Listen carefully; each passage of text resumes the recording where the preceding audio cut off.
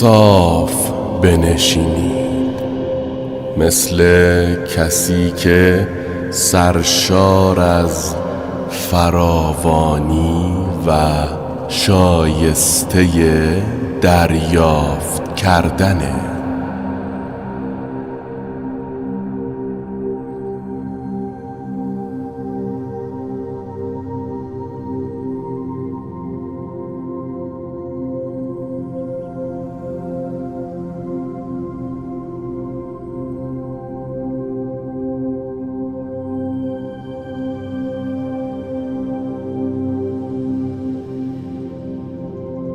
چشماتونو ببندید.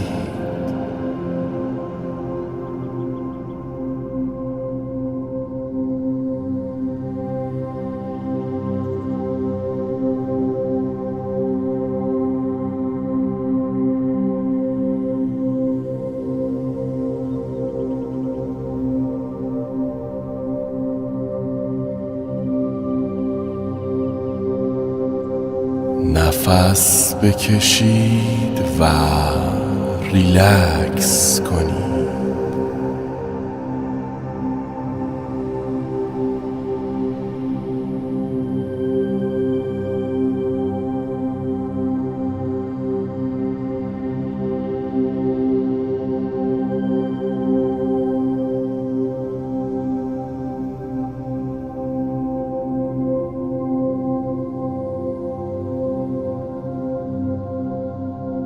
بدنتونو ریلکس کنید.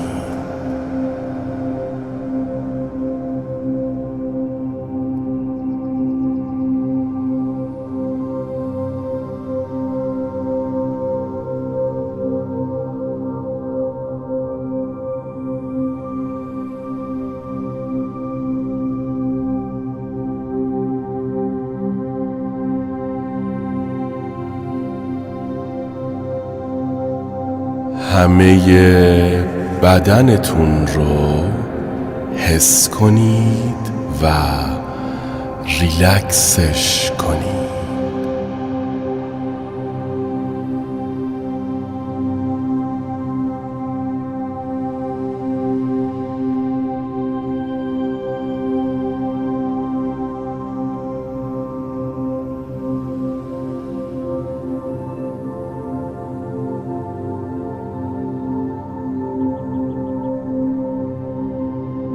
هوشیار بشید از فضای بی پایان و وسیعی که در بیرون شماست.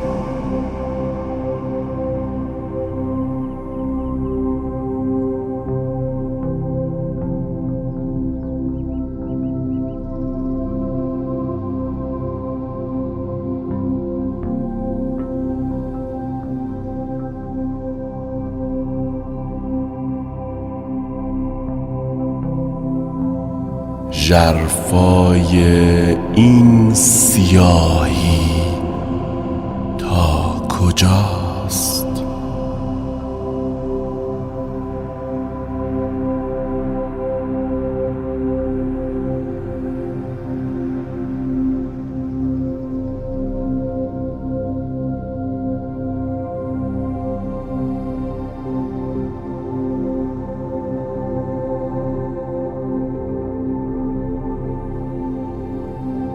ازش هوشیارتر بشید.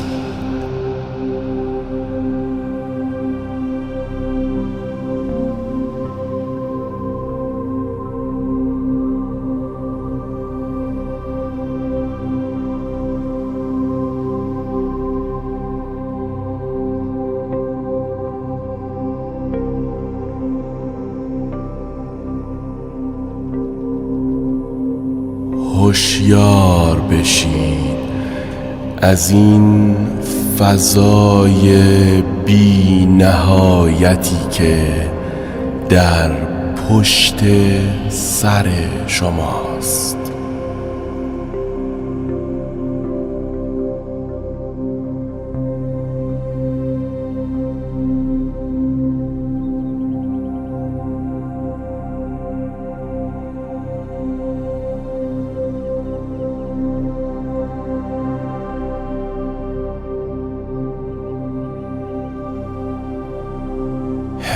حسش کنید، ازش هوشیار بشید.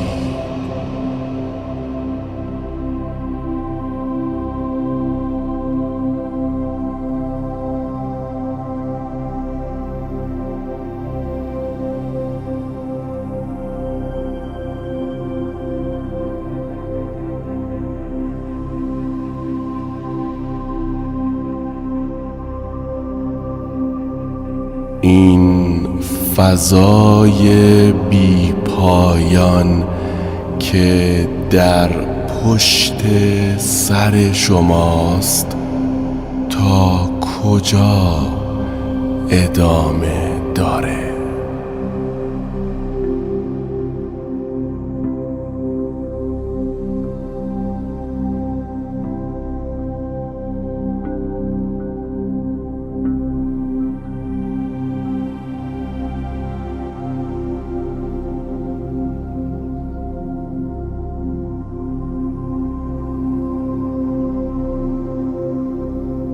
در این خلا از فضای بی پایانی هوشیار بشید که در طرفین شماست.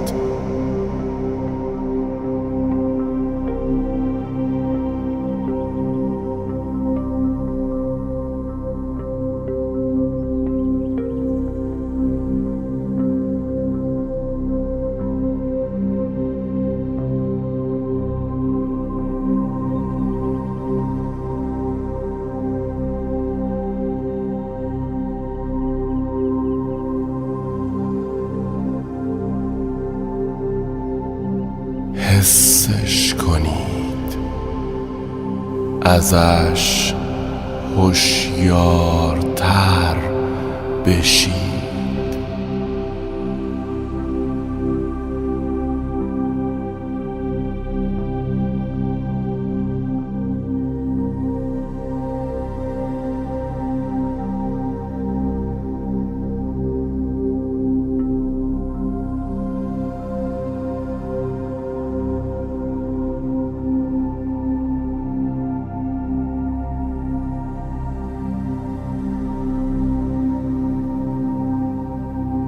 این سیاهی هم در درون شماست و هم در اطراف شما.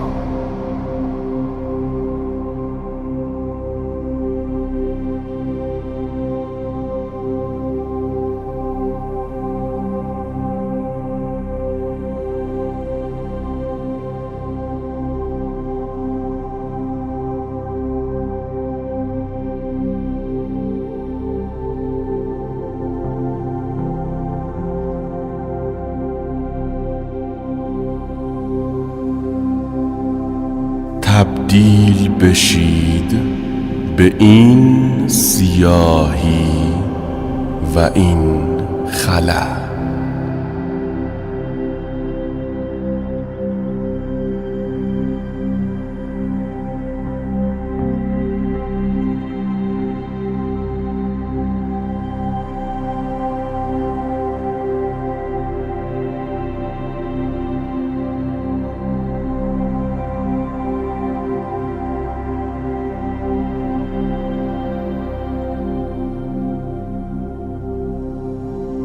این قلم رو در ورای مکان و زمانه.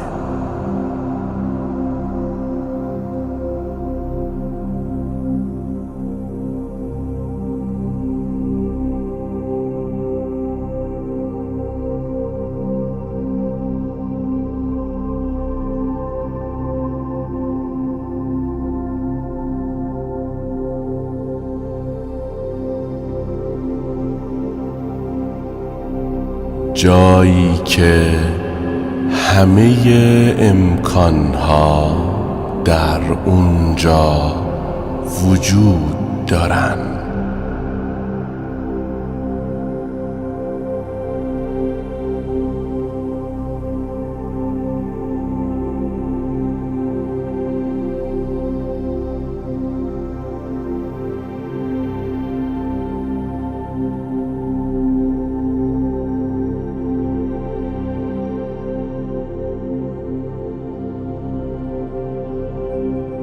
هوشیار بشید از فضای مرکز سینه‌تون.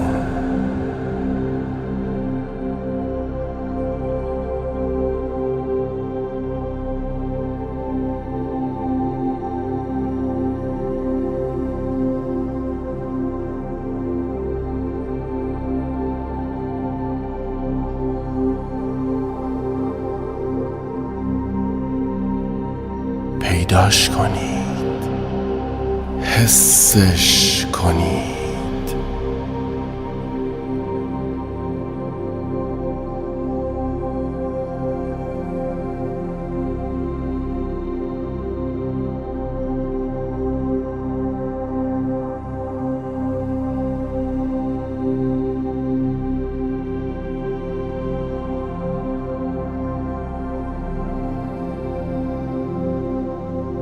بهش توجه کنید. اینجا مرکز آفرینش شماست.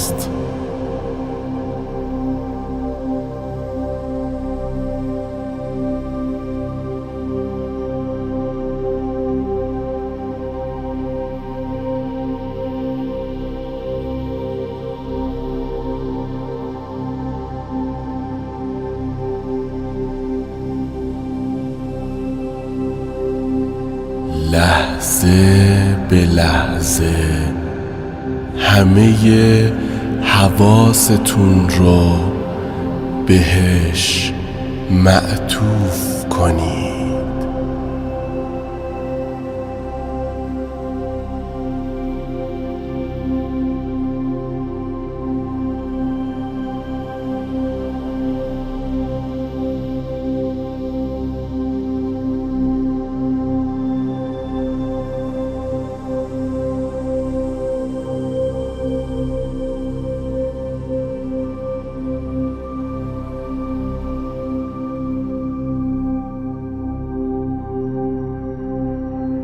حالا بذارید نفستون وارد این مرکز بشه و از اونجا خارج بشه.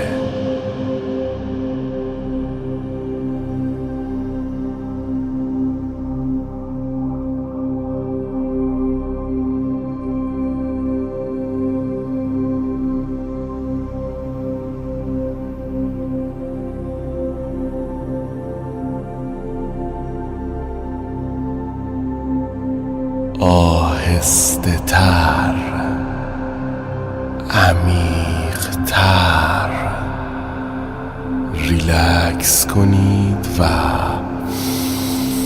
نفس بکشید.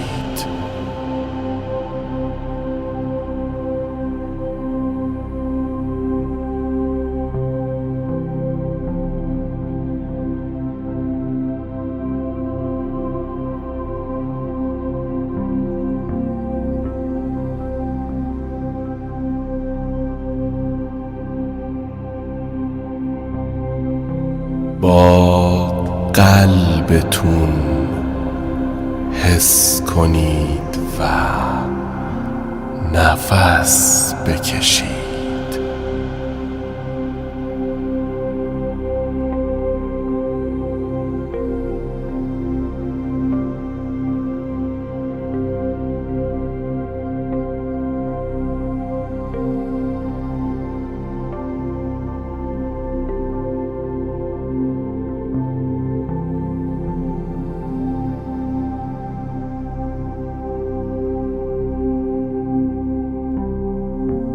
در قلبتون حسش کنید.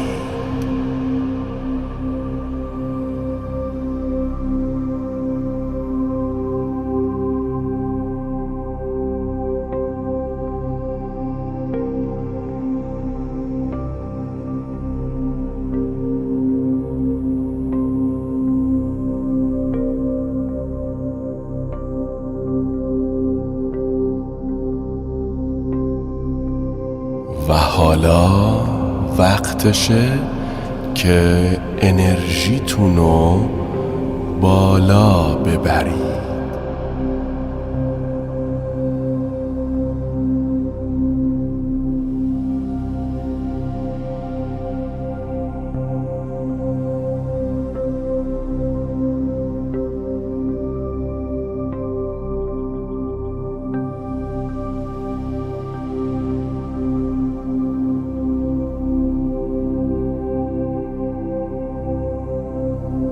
احساس کنید که شایسته دریافت کردنید.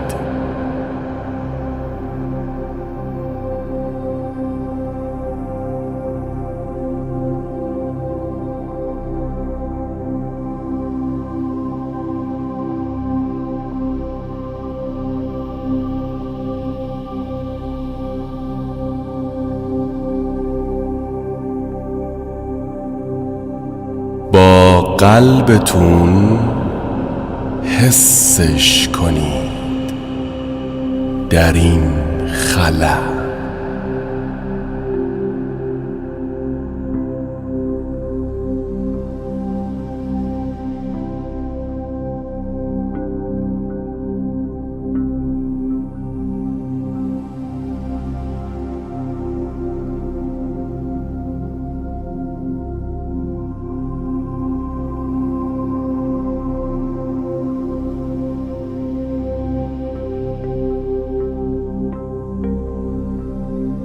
به خاطر ثروتتون احساس شکرگزاری کنید.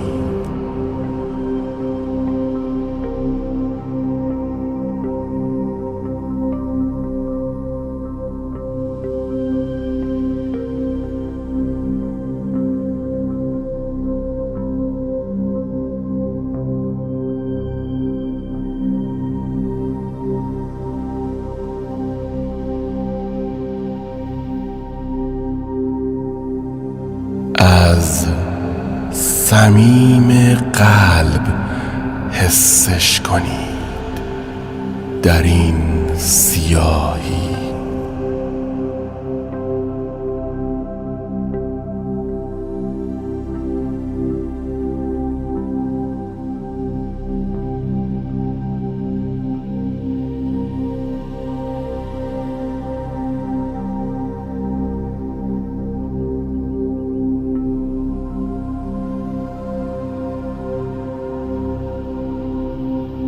تمامیت و کمال رو در قلبتون حس کنید.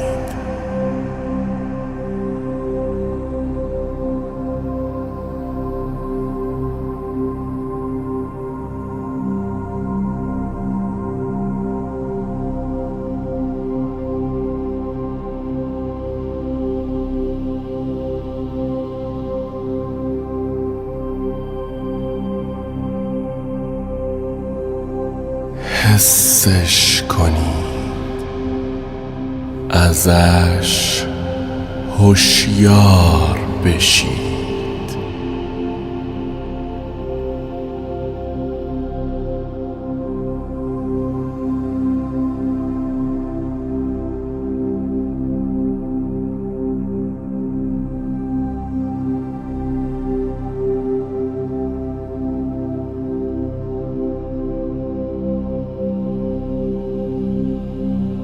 هم در درون شماست و هم در اطراف شما.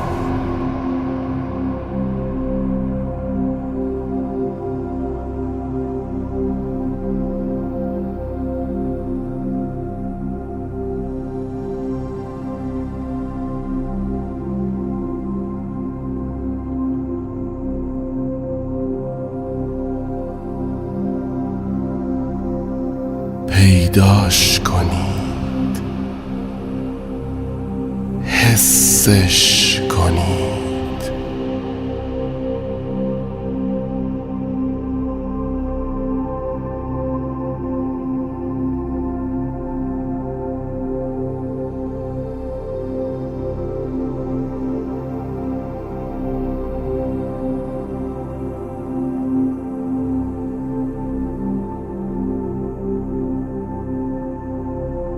فرکانستون رو روش تنظیم کنید.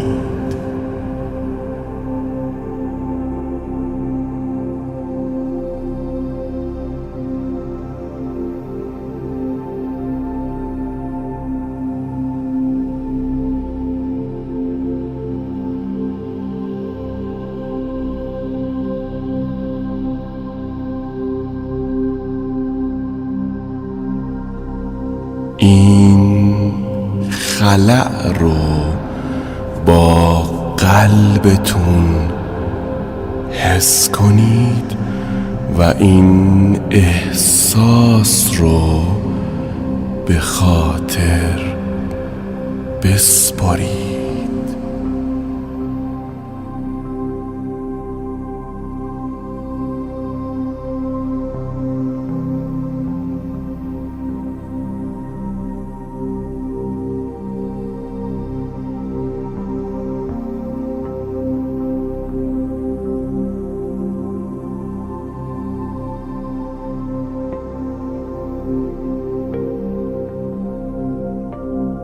وحدت در درون شما و در اطراف شماست.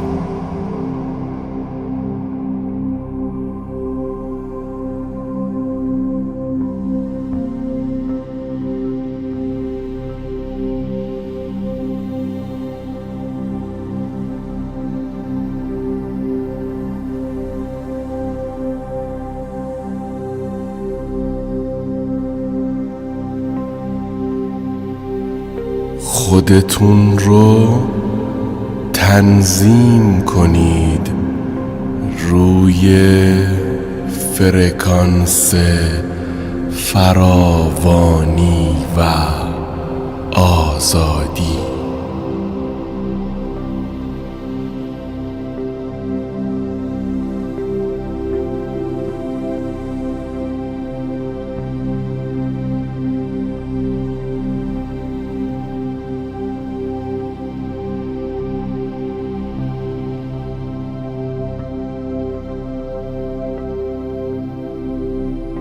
روی فرکانس وحدت و شکرگزاری.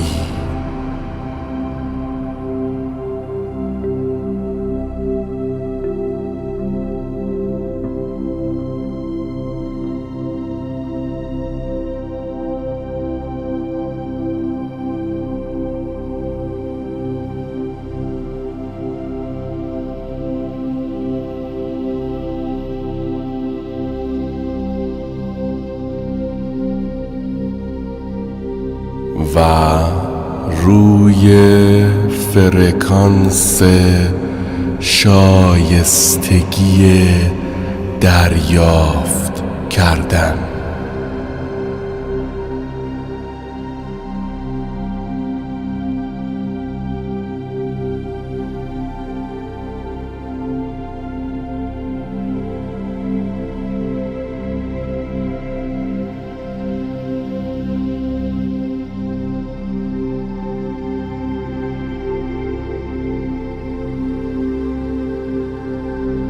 پیداش کنید،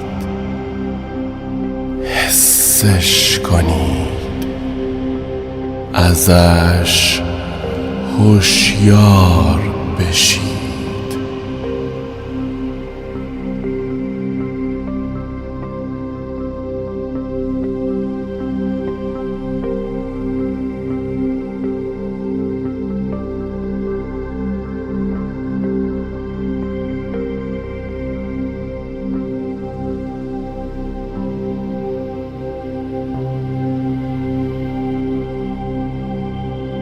در این خلا لحظه به لحظه از صمیم قلب احساسش کنید.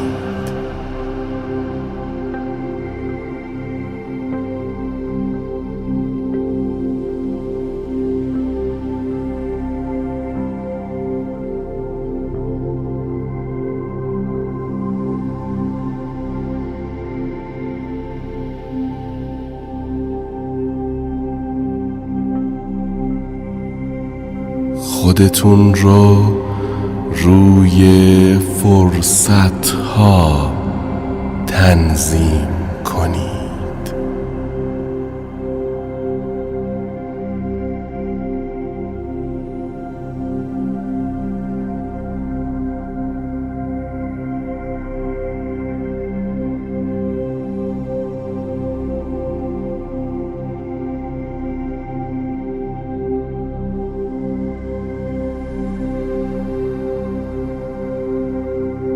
حسشون کنید، بهشون متصل بشید.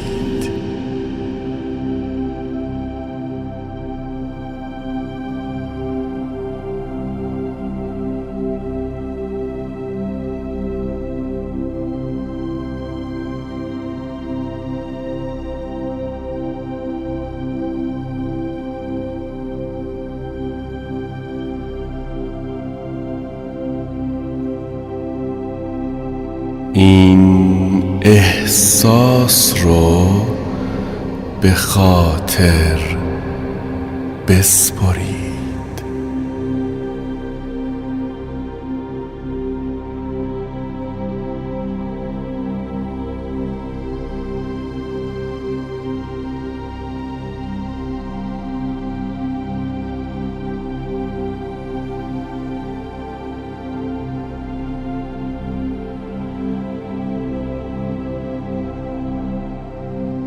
وقتی فراوانی شما رو پیدا کرد، چه احساسی بهتون دست میده؟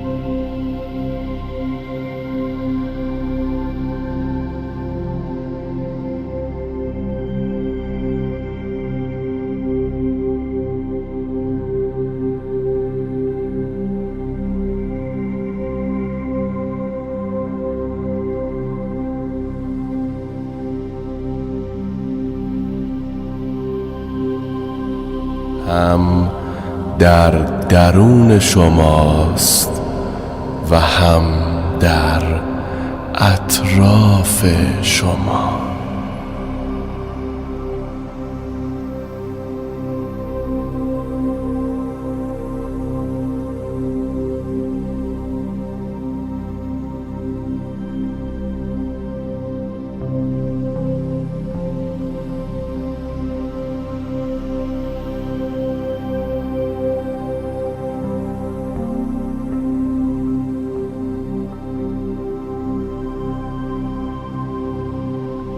هرچه مدت بیشتری از این انرژی آگاه باشید، این فرصت‌ها رو بیشتر جذب می‌کنید.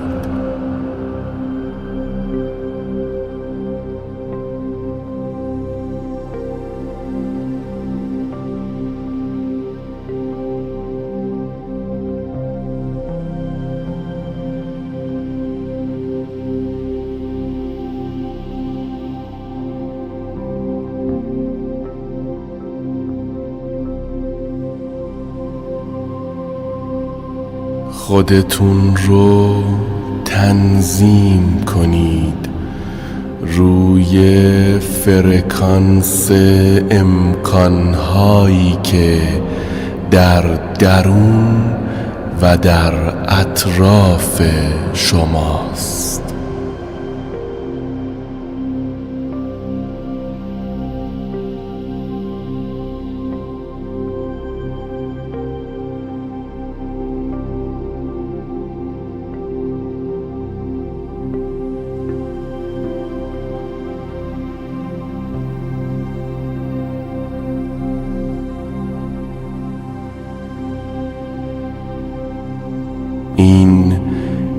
انرژی رو احساس کنید.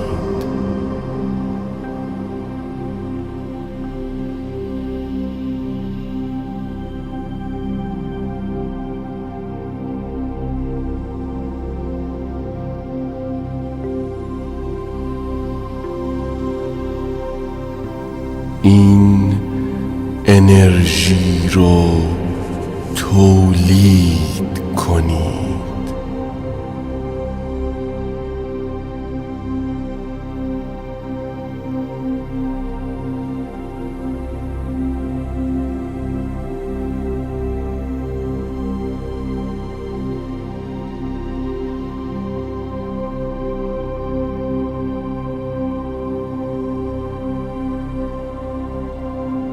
حسش کنید، ازش هوشیار بشید.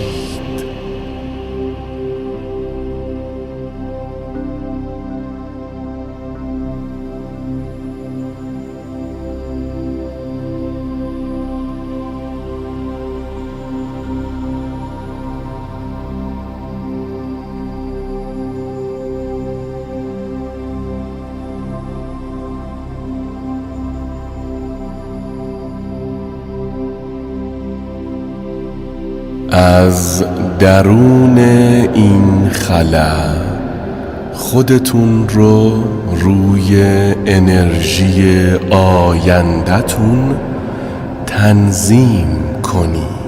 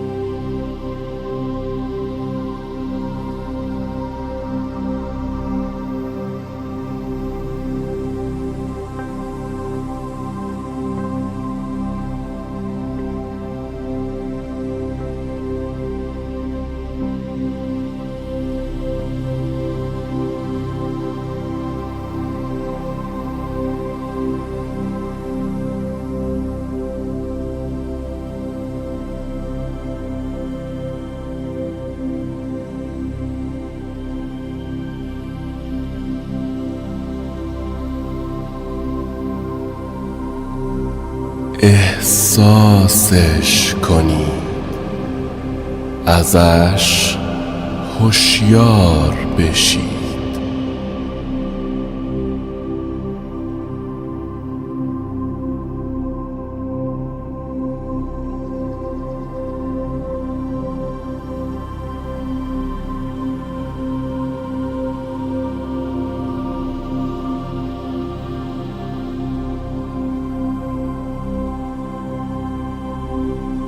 شما دارید اون رو از میدان جذب می کنید.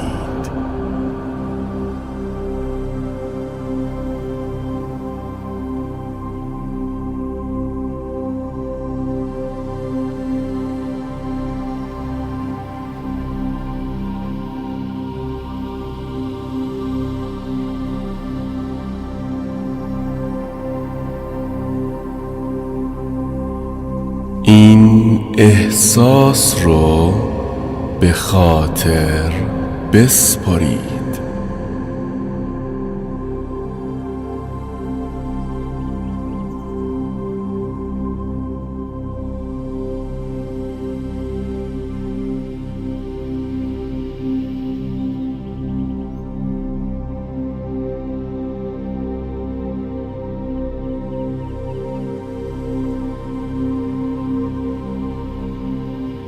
از صمیم قلب احساسش کنید.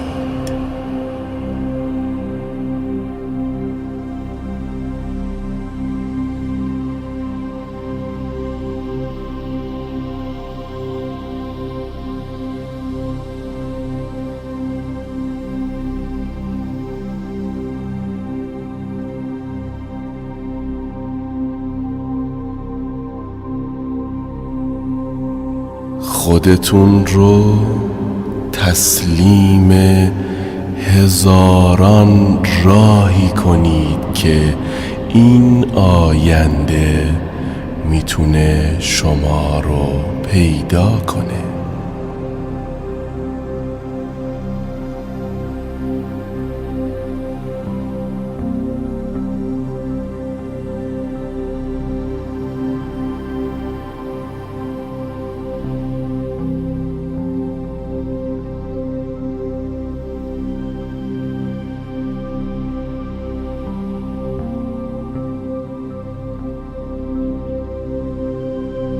درهای وجودتون رو باز کنید،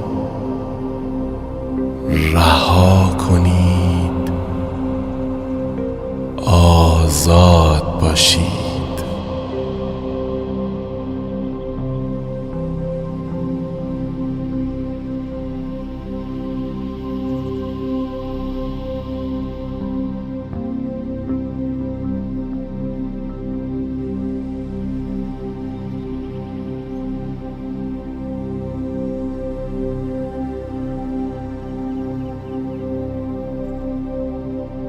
شایسته باشید برای دریافت کردن.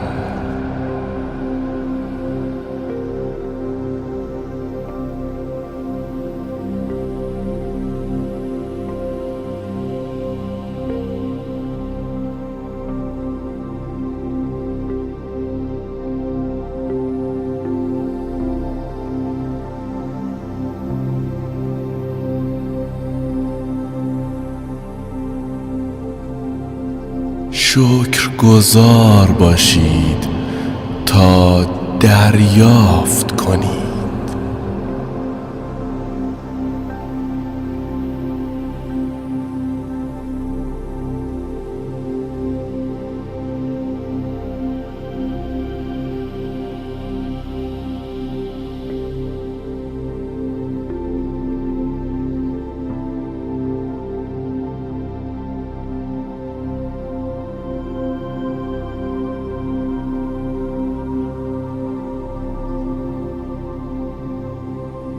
کامل باشید تا کمبودی باقی نمونه.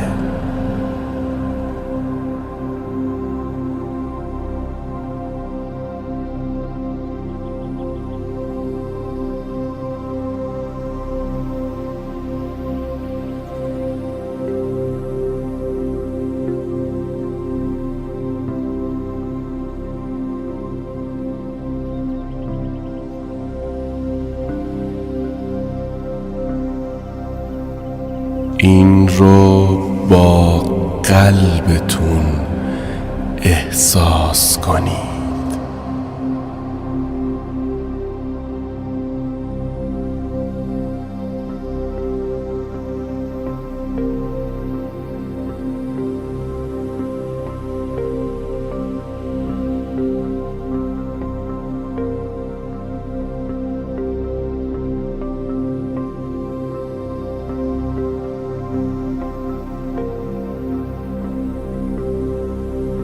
این احساس رو به خاطر بسپرید.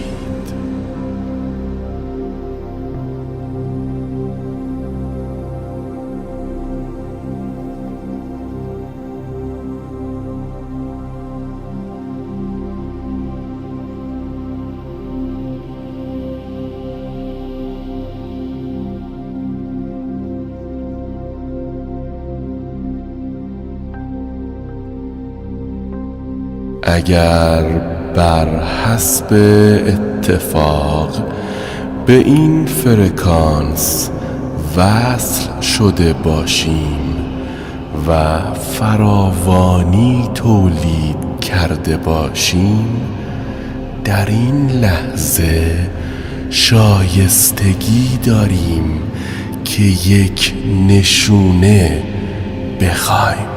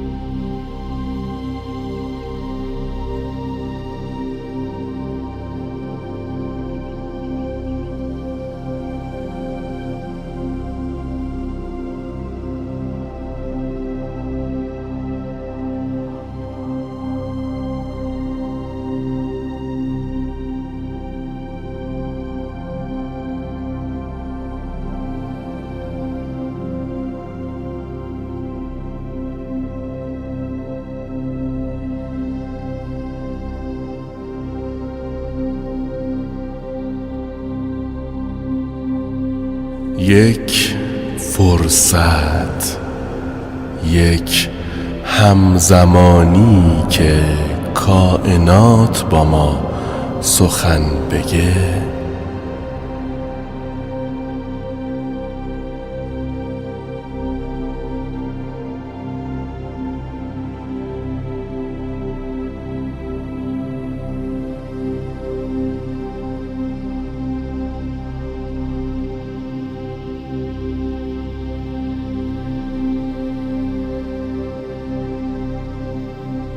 این نشونه باید طوری باشه که ما انتظارش رو نداشته باشیم.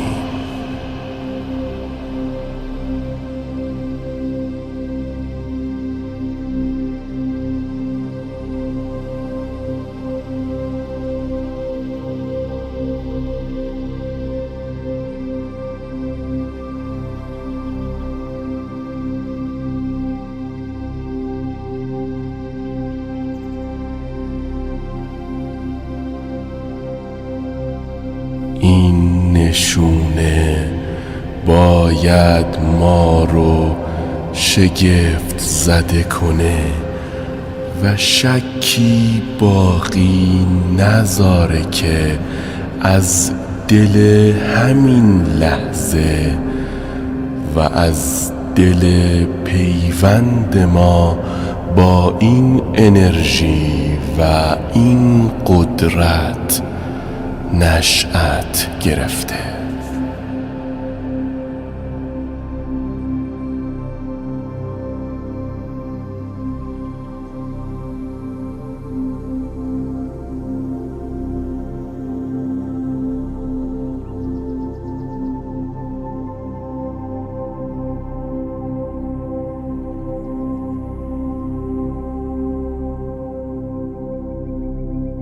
تا ترغیب بشیم که دوباره و دوباره دست به آفرینش بزنیم و کل روزمون رو در این انرژی و این احساس سپری کنیم.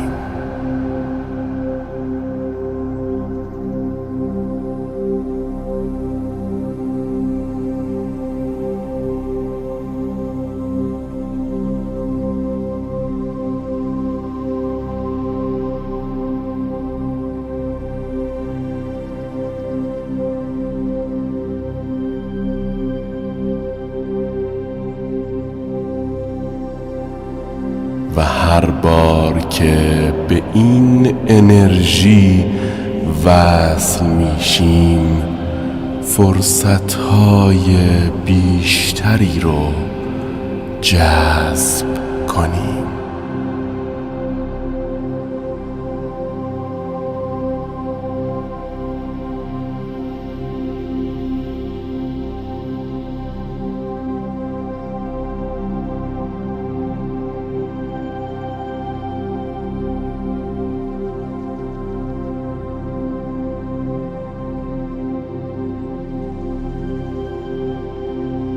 این احساس رو به خاطر بسپرید.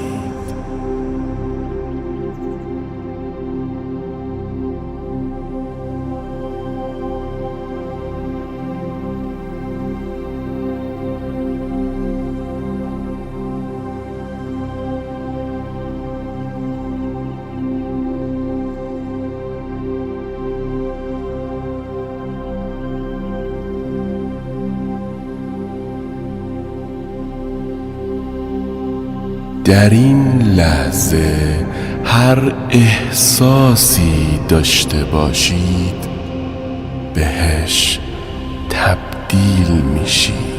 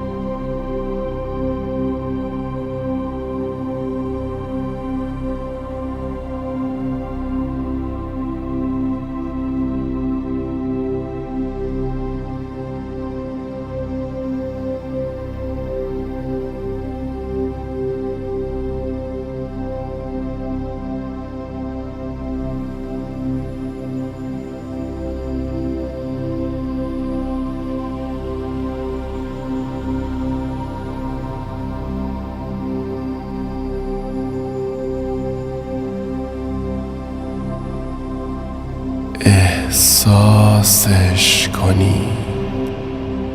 این احساس رو به خاطر بسپرید.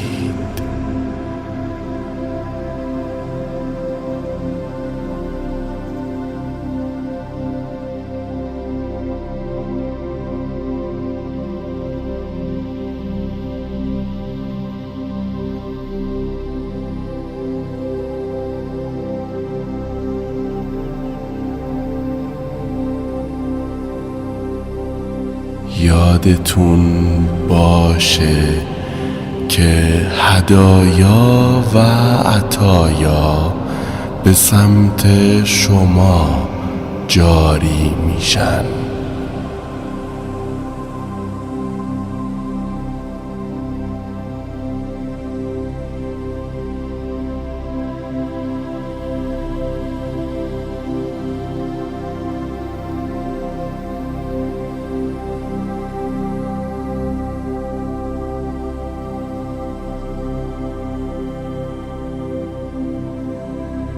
به امکانها اعتماد کنید.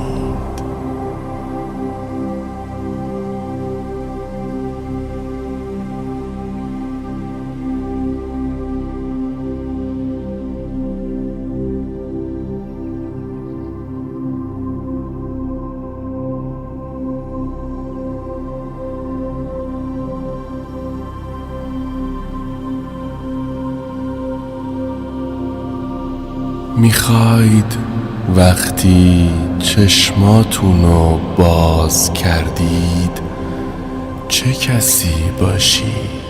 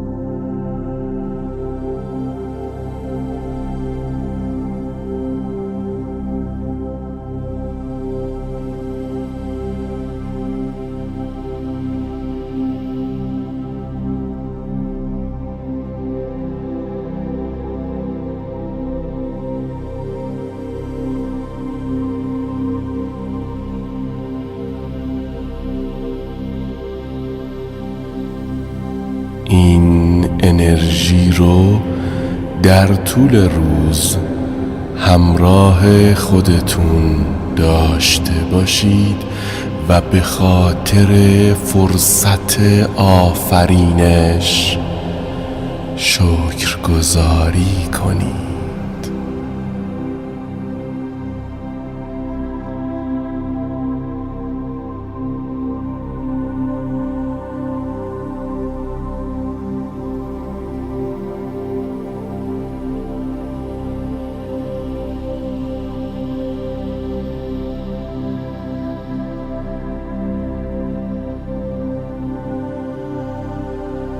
حسش کنید، واقعاً در قلبتون احساسش کنید.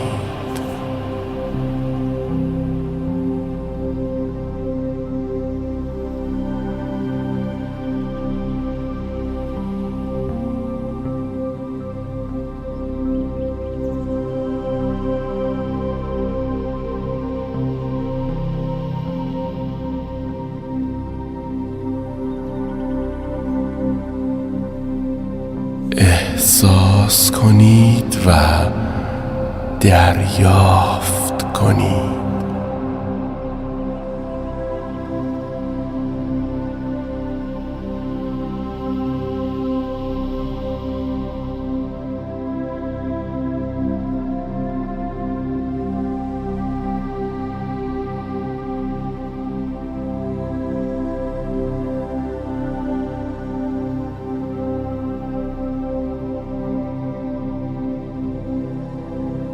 کائنات فقط چیزهایی رو به شما میده که فکر میکنید لیاقت دریافتشون رو دارید.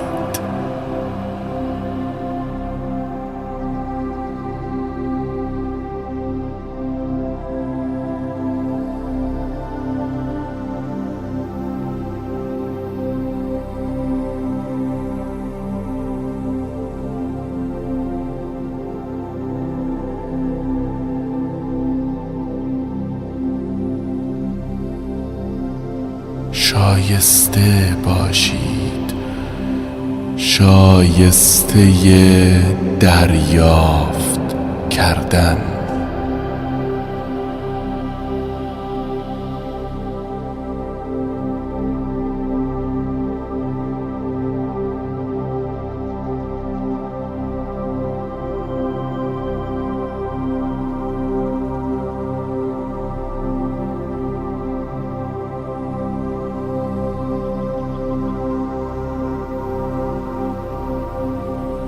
و حالا کم کم هوشیاریتون رو برگردونید به یه بدن دیگه، یه زندگی دیگه و یه زمان دیگه.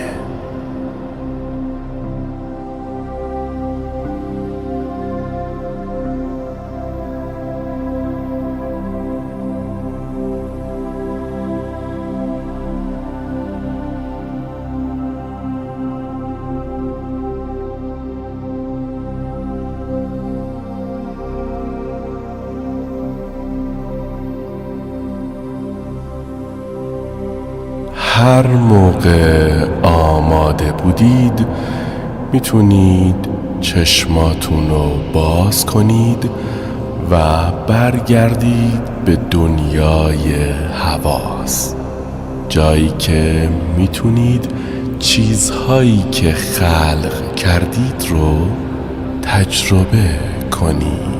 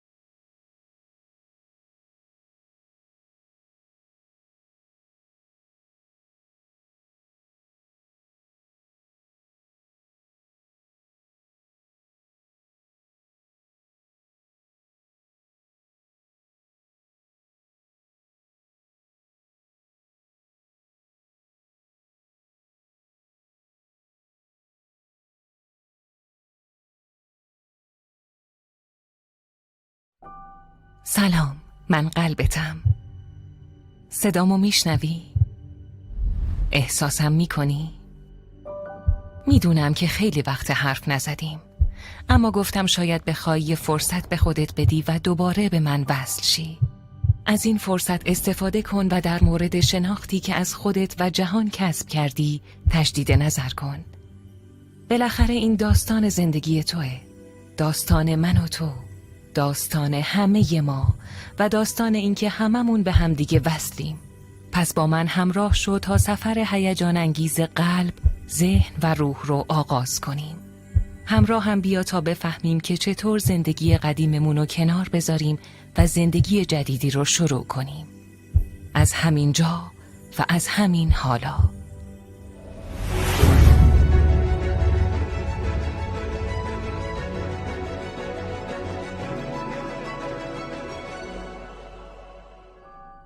تا حالا به این دقت کردید که عمر ما داره مثل برق و باد میگذره؟ انگار همه چی با سرعت نور حرکت میکنه. کارهامون بیشتر و وقتمون کمتر شده. انگار همیشه بی نهایت کار هست که باید انجام بدیم. گاهی ادامه دادنش سخته. خیلی وقتا خسته میشیم، کم میاریم. مدام افراد بیشتری احساس تنهایی و بیکسی میکنن. احساس میکنن که از خودشون و از دیگران جدا شدن. اگه شما همچنین احساسی دارید، بدونید که تنها نیستید. این وضعیت جهانیه که ما در اون زندگی میکنیم. پیچیدگی بیش از حدی که ما در زندگی مدرن و فوق رقابتی خودمون تجربه میکنیم، بازتاب بیرونی سرعت تغییره. حیات همواره در حال تکامله و همه ما هم بخشی از اونیم. اما در حال حاضر سرعتش خیلی زیاد شده. در این برهه پر اهمیت و منحصر به فرد از تاریخ، نظام‌های قدیمی ناکارآمد شدن و نظام‌های جدیدی دارن ظهور میکنن. بسیاری از جوامع و حکومت‌ها به حالتی از آشوب یا تحول دچار شدن.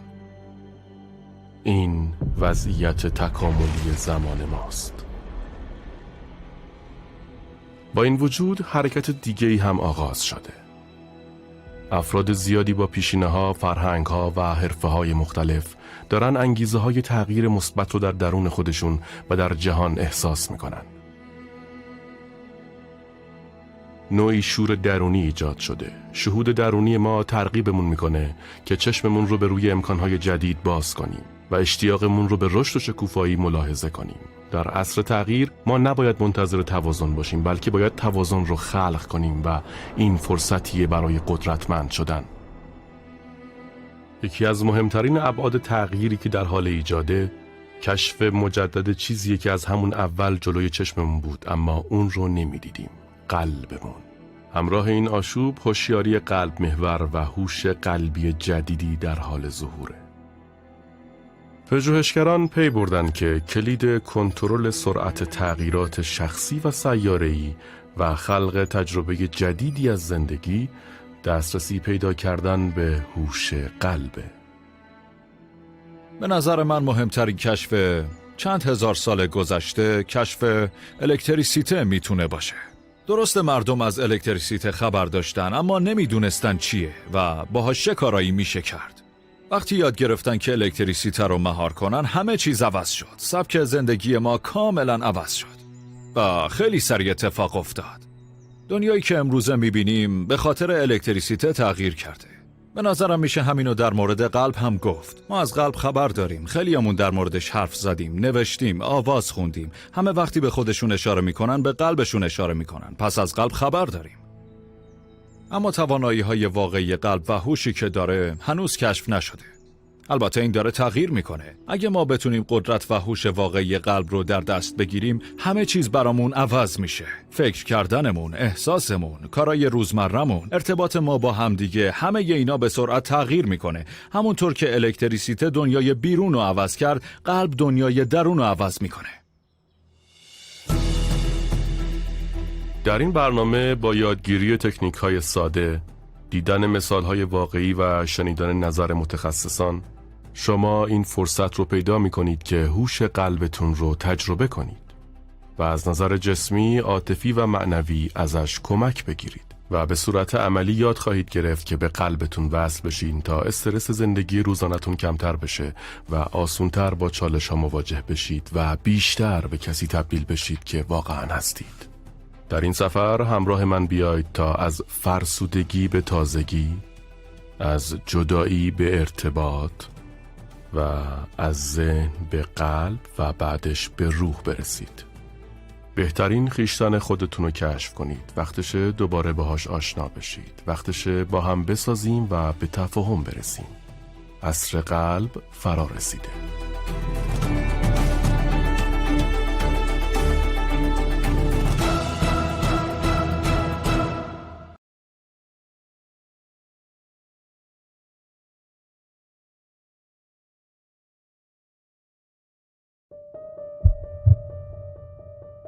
ضربان قلب از آغاز تا پایان عمر همراه ماست.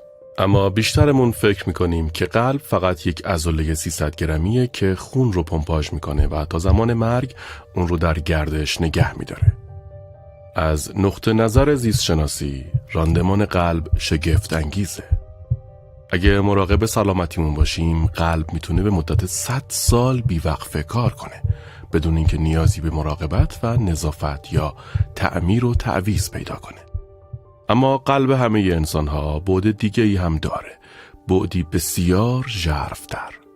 این بعد رو میشه در اصطلاحات عامیانه مشاهده کرد. مثلا به حرف قلب گوش کردن، دنبال دل رفتن، دل به کار دادن و خیلی اصطلاحات دیگه. اصطلاحات مربوط به قلب هر انسانی رو با هر سن و سال، دین، قومیت و سطح سوادی تحت تأثیر قرار میدن. این اصطلاحات رو میشه در بیشتر زبانها و بیشتر فرهنگ‌های باستانی پیدا کرد. طی هزاران سال فرهنگ‌های باستانی سراسر دنیا از جمله ساکنین بین النهرین، مصری‌ها، بابلیان، چینی‌ها و یونانیان همواره باور و شناخت یکسانی راجع به قلب داشتند و اون رو منبع هوش و هدایت درونی دونستن. فرهنگ‌های باستانی می‌دونستن که قلب میتونه روی عواطف، اخلاقیات و تصمیمات انسان تأثیر بگذاره و اونها رو جهت‌دهی کنه. علم مدرن داره به ما نشون میده که چیزهایی که هزاران سال پیش گفته شده حقیقت داره. امروزه میدونیم که قلب ما یک مرکز پردازش اطلاعاته که سیگنال‌های مهمی رو به مغز و یا سایر نقاط بدن ارسال میکنه. قلب سیستم عصبی پیچیده‌ای داره که بهش مغز قلب گفته میشه و با مغز سر حرف میزنه. قلب میدان الکترومغناطیسی قدرتمندی تولید میکنه که عواطف شما بر اون نقش بستن. قلب ما بر همه چیز تأثیر میذاره، از جمله بر احساسات ما، نحوه تعامل ما با دیگران، عملکرد مغز و سلامتی ما. بله، قلب ما در مرتبه زیستی خودش حرف میزنه.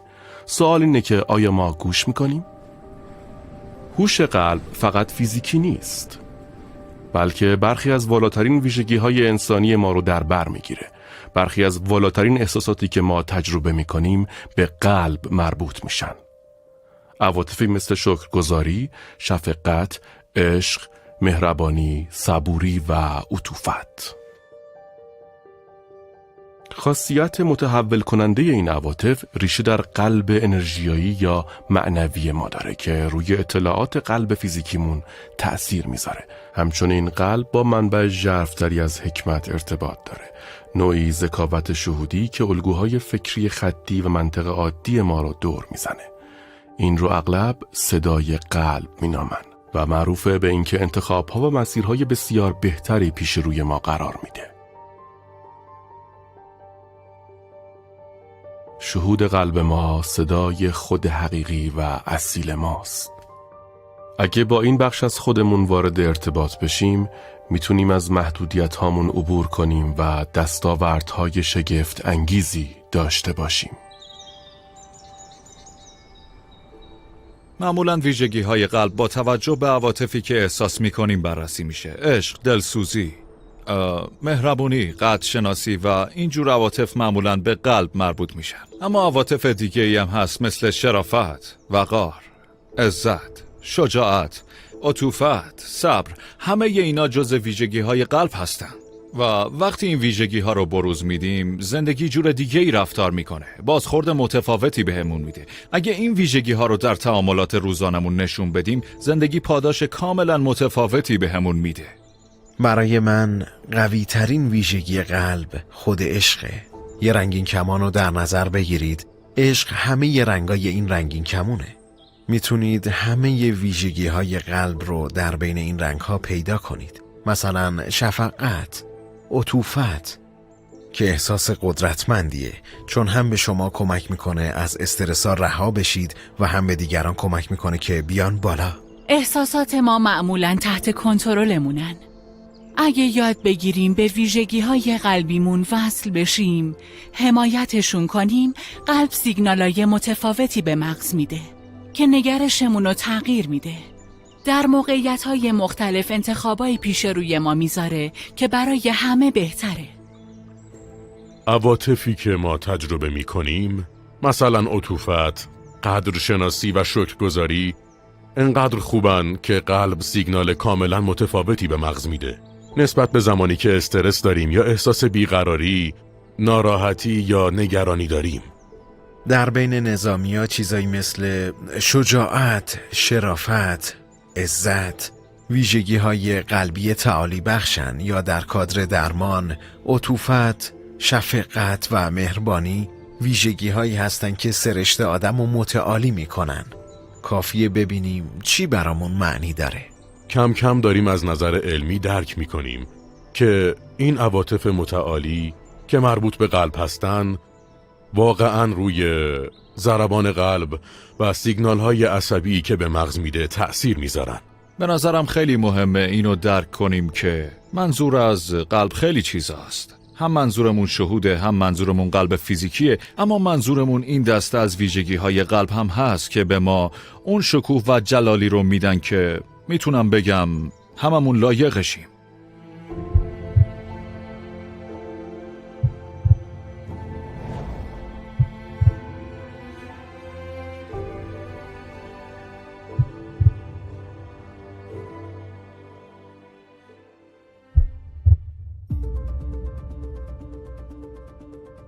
بیشتر مردم احساس عشق، شوق و قدرشناسی رو به احساس تنفر، دلهره و افسردگی ترجیح میدن. اما اغلب اوقات به نظر میرسه که دنیای اطراف ما از کنترل خارج شده و هر چقدر هم سعی میکنیم نمیتونیم تعادل عاطفیمون رو حفظ کنیم.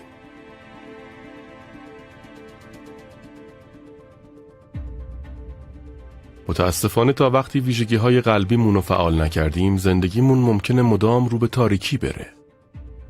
البته لزومی نداره حتما این اتفاق بیفته.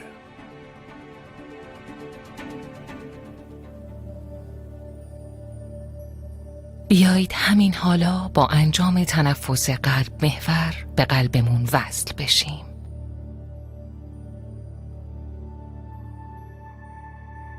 توجهتون رو روی فضای قلبتون متمرکز کنید. تصور کنید که دارید دم و بازدم رو از داخل قلب یا سینه‌تون انجام میدید. یکم از حالت عادی آرومتر و عمیق‌تر نفس بکشید.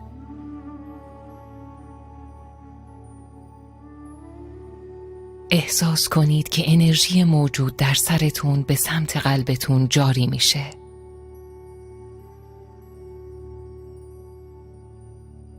تمرکزتون رو همونجا نگه دارید و آروم و عمیق نفس بکشید با یه ریتم عادی و یک نواخت، طوری که براتون راحت باشه.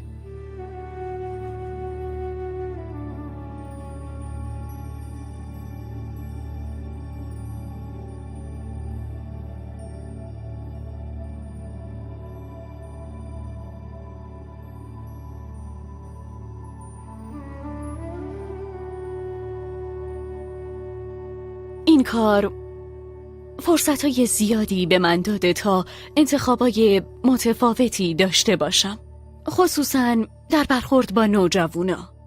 وقتایی هست که نوجوانا بلدن که یه جورایی التهاب ایجاد کنن و من در اون لحظه وای میستم و نفس عمیق میکشم و احساس میکنم یه مربی شخصی کنارمه که میگه تو میتونی فلان حرفو بزنی و این خیلی فوق‌العاده است، چون میتونم طبق انتظار بچه هام واکنش نشون ندم و به جاش یه الگو برای واکنش دلسوزانه بهشون بدم، نه اون واکنش جنون‌آمیز همیشگی قبل.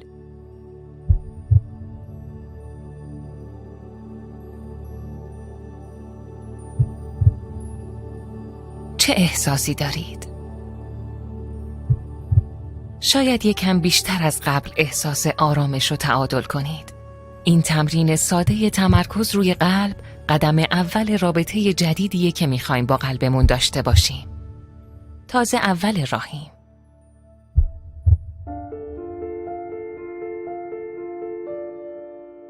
حالا چیزای بیشتری در مورد هوش قلبتون میدونید و تنفس قلب محور رو هم تجربه کردید. در قسمت بعد با جنبه‌های علمی قلب بیشتر آشنا میشیم.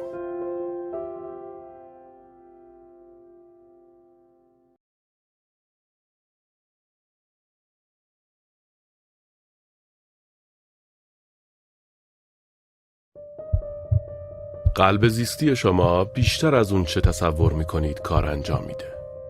در سالهای اخیر نوروکاردیولوژیست ها چیز جالبی کشف کردن. اونا کشف کردن که قلب برای خودش یک سیستم عصبی مستقل داره. به این سیستم پیچیده مغز قلب گفته میشه. سیگنال های این سیستم وقتی به مغز میرسن وارد آمیگدال میشن که مرکز پردازش عواطفه. وارد تالاموس میشن که عملکردهای قشر مخ رو همگام میکنه و روی مراکز فوقانی مغز اثر میگذاره. مراکزی که مسئول شفافیت فکر و تصمیم گیری هستن.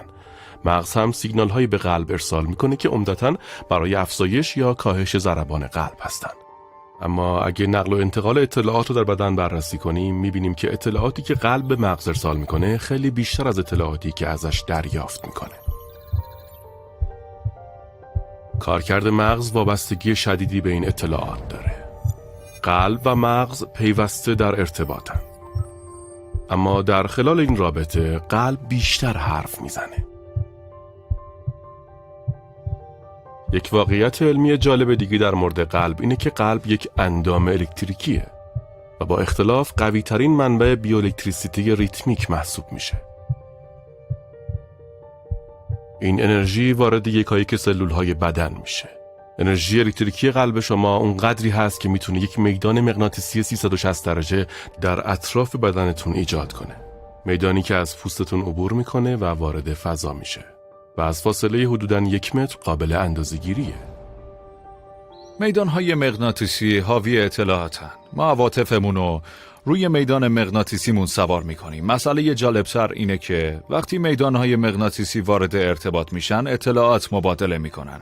پس میدان من روی میدان شما و میدان شما روی میدان من تأثیر میذاره. میتونیم گوشی موبایل رو مثال بزنیم. طرز کارش در این مثال اینجوریه که یه میدان مغناطیسی تولید میکنه و این میدان اطلاعات رو منتقل میکنه مثل صدا یا عکس یا پیامک یا هرچی. میدان مغناطیسی قلب هم دقیقاً همین جوریه. یعنی میشه به راحتی این میدان مغناطیسی رو اندازه‌گیری کرد. سیستم عصبی ما روی این میدان تنظیمه و از دیگران اطلاعات میگیره. این یعنی یه سیستم ارتباطی انرژیایی یا مغناطیسی واقعی بین همه مردم در جریانه. دلیل دیگه ای که باعث میشه فکر کنم درک این ارتباط انرژیایی بین انسان‌ها حائز اهمیته، مسئله سوء ارتباطه. یکی از عوامل تنش در بین مردم هم همینه. اینکه فرد مقابل یه چیزی میگه اما احساس میکنیم منظورش یه چیز دیگه است و این جدایی و سردرگمی ایجاد میکنه. چون کلمات یه چیز میگن اما سیگنال دیگه‌ای در سیستم ارسال میشه. زمانی که ارتباط خوبی بین قلب، مغز و بدن برقرار باشه ما میتونیم با خودمون همگام بشیم و به حالت والایی از انسجام برسیم. اما انسجام چیه و چرا مهمه؟ انسجام یک حالت سالم و قابل اندازه‌گیریه. این واژه بیانگر نوعی اتحاد و همکاری همیارانه میان قلب، ذهن و عواطفه. انسجام بالا برای ما خوبه. حالت سالمیه که ما رو سر حال میاره و به طور مستقیم باعث افزایش تعادل و ثبات عاطفی میشه.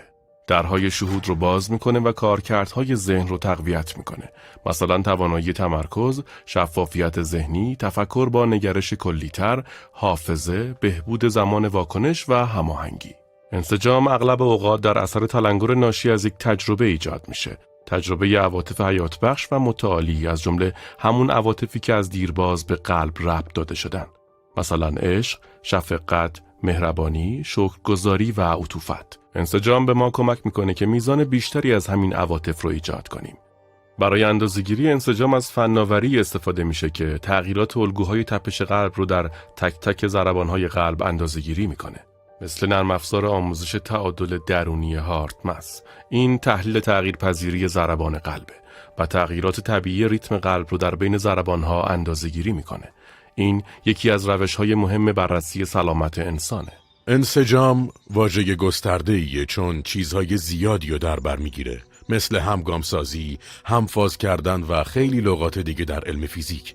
انسجام اشاره به این داره که اجزای یک سیستم، یعنی مثلا اجزای بدن ما، ارتباطی بینشون برقراره و سیستم‌های فرعی یا اجزای مختلف بدنمون به نحوی هماهنگ با هم کار میکنن. در علم پزشکی مفهومی داریم به نام انسجام سایکوفیزیولوژیک، یعنی هم جسمیه و هم روانی.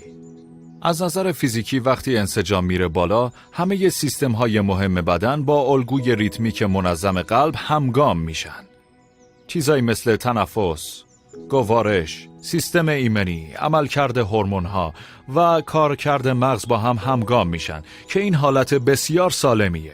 عملکرد بدن هم بالا میره، همه سیستما هماهنگ میشن و انرژی کمتری تلف میشه، زمان واکنش هم کمتر میشه، میدان دید بهتر میشه. همه این اتفاقا به خاطر انسجام بالا هست. خب انسجام در کنار بهبود کارکردهای ذهنی، سیستم عصبی خودمختار رو هم تقویت میکنه که مسئول خیلی کارهای غیر ارادی بدنه، مثل هورمونا، پاسخ ایمنی، کیفیت خواب و گوارش. اگر همه این سیستما منسجم بشن، هم سلامتی و تندرستیمون بیشتر میشه و هم شفافیت و ارتباطمون با خودمون و دیگران بهتر میشه. میتونیم این موقعیت‌های استرس‌زای بیرونی رو راحت‌تر پشت سر بذاریم، طوری که اتفاقات بیرونی استرس زیادی بهمون نمیده چون سیستم‌های درونیمون همگام و منسجمن. اما میرسیم به بخش روانی.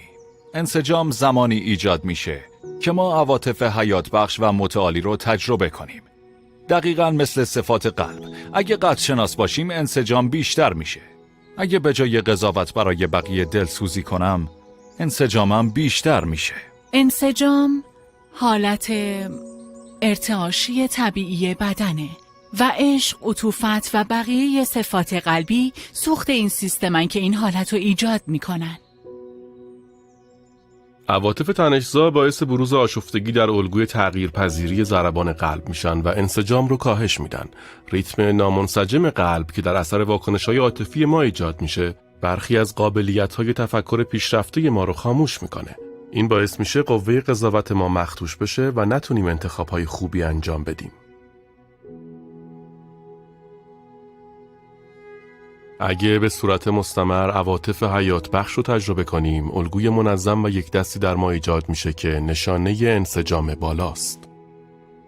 وقتی افراد عواطف صادقانه و حیات بخش قلب رو حس میکنن، نظیر عشق، شکرگزاری و عطوفت، الگوی ریتم قلبشون به طور طبیعی انسجام بیشتری پیدا میکنه.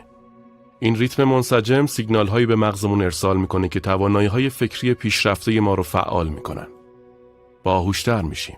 میبینید در داستان انسجام برنده اصلی مغز ماست.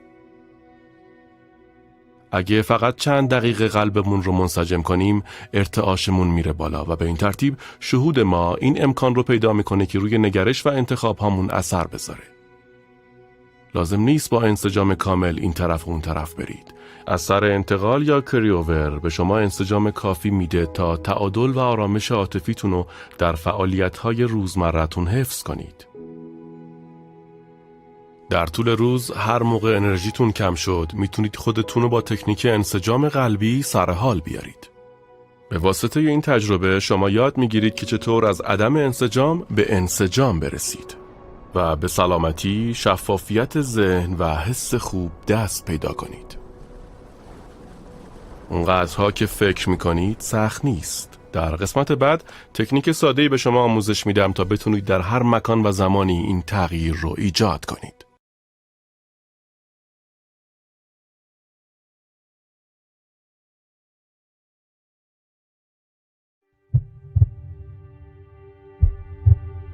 خب حالا بیایید ارتباط قلبی بیشتری رو تجربه کنیم و انسجاممون رو افزایش بدیم. من تکنیک انسجام سریع رو به شما آموزش میدم. ازتون میخوام که توجه و هوشیاریتون رو ببرین سمت قلب یا مرکز سینه‌تون. تماس‌ها و ارتباطات مهمه، مثلا تماس‌های تلفنی، ایمیل یا وقتی میخواید با کسی در مورد مشکلی حرف بزنید. این باعث میشه استرس بسیار کمتری در شما باقی بمونه. این تکنیک‌های هارتمس که دارید یاد میگیرید به شما کمک میکنن که توانایی خودتون رو در زمینه‌های ساخت یک واقعیت جدید و بهتر شکوفا کنید. با استفاده از تکنیک انسجام سریع، صفات قلبی شما مثل عشق، قدر شناسی، عطوفت و شفقت تقویت میشن، چون شما این صفات قلبی رو تنفس میکنید و اونها رو با نیت سلامتی، بهبود عملکرد و تقویت ارتباطات ترکیب میکنید. وقتی سیستمتون رو روی انسجام قلب متمرکز کردید، این بهترین موقع است تا تغییرات و بهبودهای مورد نظرتون رو تجسم کنید. من حقیقتاً از این احساس فوق‌العاده لذت میبرم. وقتی انجامش میدم و مدت زیادی همونجا میمونم، حس فوق‌العاده‌ای بهم میده و حس و حالمو میبره سمت چیزایی که امروز خلق میکنم. من تکنیک انسجام سریع و اینجوری انجام میدم. من در طول روز تنفس قلبی رو خیلی انجام میدم و همیشه تعجب میکنم که چقدر تنش دارم یا اینکه خیلی آدم شادی هستم و خوشبینم، اما اونقدری که دوست دارم انجامش نمیدم و هر بار که وصل میشم میگم وای اینو ببین، این همون جاییه که باید باشم. دوستش دارم چون هر موقع بخوام میتونم انجامش بدم. مثلا وقتی میخوام خودمو برای مواقع تنش‌زا آماده کنم. منظورم فقط مواجهه با خطرات شغلم نیست، بلکه حتی چیزایی مثل مواجهه با رئیسم یا ترافیک بیش از حد منطقه دیسی. انسجام سریع مأمن من بود و به هم انسجام میداد و حالم خوب میشد و ذهنمو شفاف میکرد تا استرس مثل قبل دیگه نتونه هیچ وقت منو از پا در بیاره. لازم نیست حتما مراقبه کنی و تنها باشی و از موقعیت دور بشی. خوبی این ابزار اینه که با چشم باز هم قابل انجامه. وقتی مردم میان و در مورد اختلافشون حرف میزنن، با این ابزارها با چشم باز حرف میزنن. این کمک میکنه که اختلافاتشون رفع بشه یا حداقل راحت‌تر بتونن رفعش کنن. من خودم شخصاً این قضیه رو جدی گرفتم، البته بدون جدیت، با تعهد. من به خودم تعهد دادم که ازش آگاه باشم، بررسیش کنم و این تکنیک رو انجام بدم، چون میخوام عشق بورزم. سیگنال ها میرن سمت مغز و مراکز ادراکی بالاتری رو فعال میکنن و ما متفاوت میبینیم. اوضاع انقدرام استرسزا نیست، انقدرام گیج کننده نیست. وقتی توی این حالتیم انقدر هم ناراحت کننده نیست. میتونیم از چم و خم زندگی سر در بیاریم. اگر تمرین کنید به مرور یادآوری این احساس آسان‌تر میشه و ایجادش هم همینطور. پس میتونیم قدرشناس باشیم و منتظر عوامل بیرونی نباشیم تا زندگی بهتری داشته باشیم. اگه با صفات قلبیمون زندگی کنیم، اگه بیشتر شکرگزاری کنیم، فواید زیادی برامون داره. مثلا سلامتی، ارتباطات، بصیرت و شهود و خیلی فواید دیگه. اینا خیلی سریع در اثر تکنیک انسجام رخ میده که صرفاً اینه: تمرکز روی قلب، تنفس قلب محور و فعال کردن یه احساس متعالی، یه احساس قلبی. از این فرایند لذت ببرید.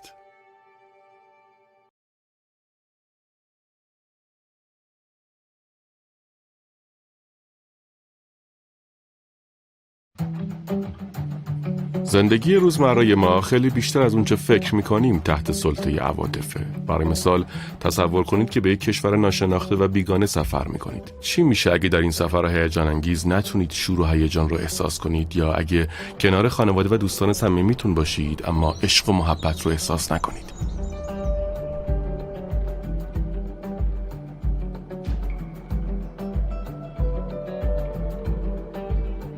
توانایی خندیدن و گریه کردن و احساس خوشبختی یا ترس سرچشمه زیبایی‌های زندگیه. ما تشنه احساسیم، چون تجربه عواطف به زندگی اهمیت و اعتبار میبخشه و جهان ما را از یک واقعیت عینی و مفهومی به یک تجربه زنده بدل میکنه. عواطف به زندگی رنگ و بو میبخشن. با این حال عواطف گاهی ممکنه بسیار دردناک باشن. مشکلات عاطفی جزو سخت‌ترین مشکلات زندگی هستند، خصوصا اگه آسیبزا و پایدار باشن. هرچند نیروی اسرارآمیز عواطف میتونه قنای وصف ناپذیری به زندگی ما ببخشه، اما به راحتی میتونه چالش‌هایی هم برای ما ایجاد کنه. مدیریت این نیروی عظیم درونی و بهره‌گیری از اون در راستای اطلاع زندگی نیازمند هوش سرشاریه که انسان در درازای تاریخ نتونسته به اون دست پیدا کنه. انسان بودن کار راحتی نیست. ما در زندگی روزمرمون موقعیت‌های استرس‌زای زیادی رو تجربه می‌کنیم. همین سناریوهایی که اغلب زینت بخش زندگی ما هستن میتونن در زندگی شغلی، خانوادگی، روابط عاشقانه و در زمینه سلامتی ضربات سنگینی به ما وارد کنن. شاید این وضعیت به نظرتون آشنا بیاد. یکی از این موقعیت‌ها رو در نظر بگیرید. حالا به عواطف منفی فکر کنید که وقتی اوضاع نابسامان میشه احساسشون میکنید. به احتمال زیاد احساس استرس، فشار، خشم، افسردگی، اندوه، ترس یا ناامیدی میکنید. ایرادی نداره، این عواطف هم بخشی از زندگی هن. اما برای کنترل این عواطف چیکار میکنید؟ شاید برید دنبال خوشگذرانی. مثلا وارد یک رابطه بشید. فوتبال ببینید. برید سراغ مشروبات. یا بزنید به دل طبیعت.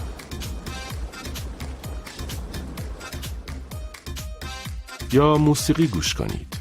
اما همونطور که احتمالاً تجربهش کردید، این راهکارهای کوتاه مدت ممکنه لذت بخش باشن، اما صرفاً به طور موقت ما رو از عواطف ناتوان کنندمون رها میکنن. متوجه این الگو شدید؟ خیلی از ما در زندگی در یک چرخه عاطفی گیر افتادیم و به منابع بیرونی متکی هستیم که علت واقعی مشکلات رو حل نمیکنن، بلکه فقط اثراتش رو تسکین میدن. شاید واقعاً راه بهتری بشه پیدا کرد. اگه با چشم قلب نگاه کنیم میبینیم که عواطف صرفاً واکنش نیستن و مهمتر این که شما این توانایی رو دارید که حالت عاطفی خودتون رو انتخاب کنید و قربانی زندگی نباشید.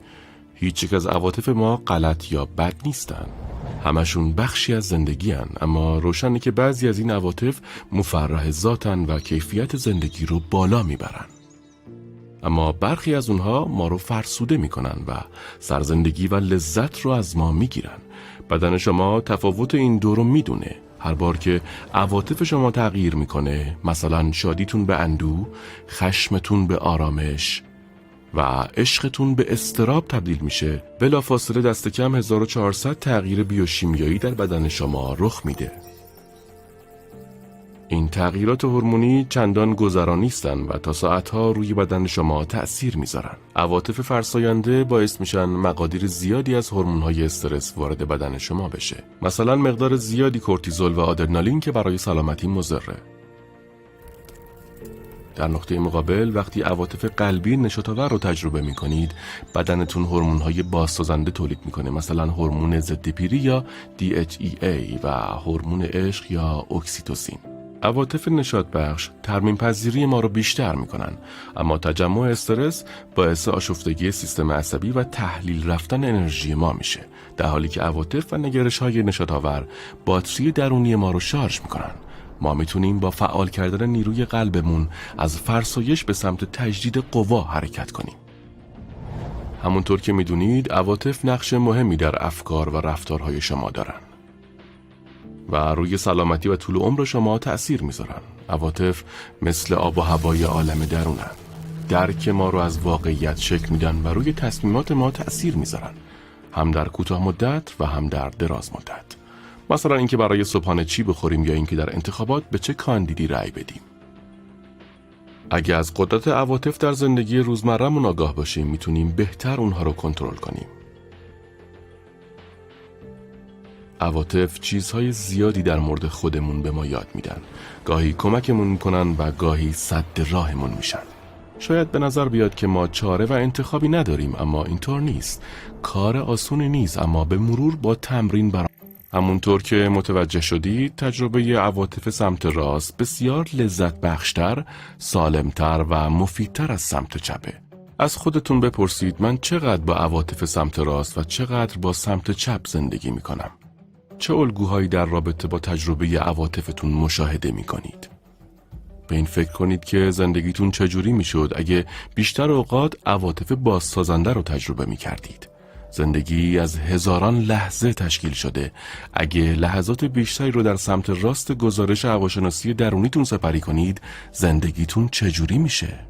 هوش قلبی شما کمکتون میکنه به این حالت برسید. در قسمت بعد تکنیکی به شما آموزش میدیم تا بتونید بیشتر از سمت چپ گزارش هواشناسی درونیتون به سمت راست حرکت کنید. از فرسایش به بازسازی، از زندگی قدیم به زندگی جدید.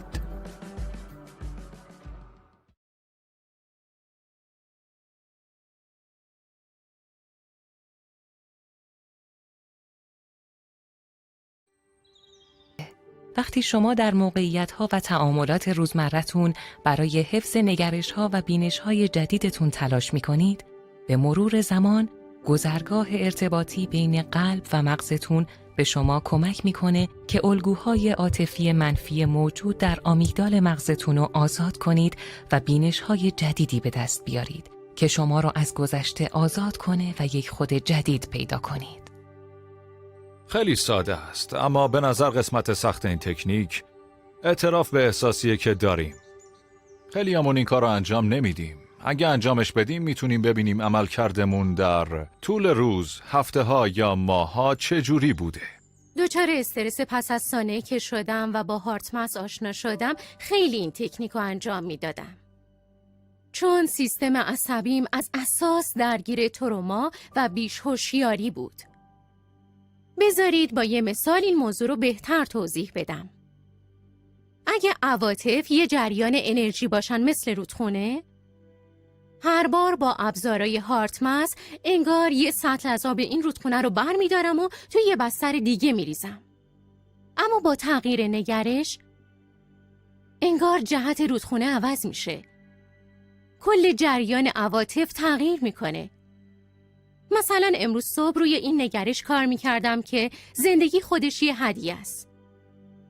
الان دارم برای عمل جراحی آماده میشم و تنفس نگرش، ترس و نگرانی ناشی از این رویداد بزرگ رو تبدیل کرد به این که خود جراحی چه نعمتیه و کیفیت زندگیمو چقدر بالا میبره. لازم نبود ریز به ریز عواطفمو کنترل کنم وقتی با جراحا حرف میزدم، بلکه تونستم نگرشمو تغییر بدم و عواطفم خود به خود رفتن دنبالش. پس تغییر دادن نگرش کار بهینه‌ایه. هارتمس به بچه‌ها قدرت انتخاب میده. بهشون این فرصت رو میده اگر از این آگاه بشن که اصلاً مجبور نیستن در چرخه ترس و چرخه دلهره و نگرانی همیشگی در مورد فعالیت‌های بعدیشون یا تکالیف درسی بعدیشون گیر بیفتن.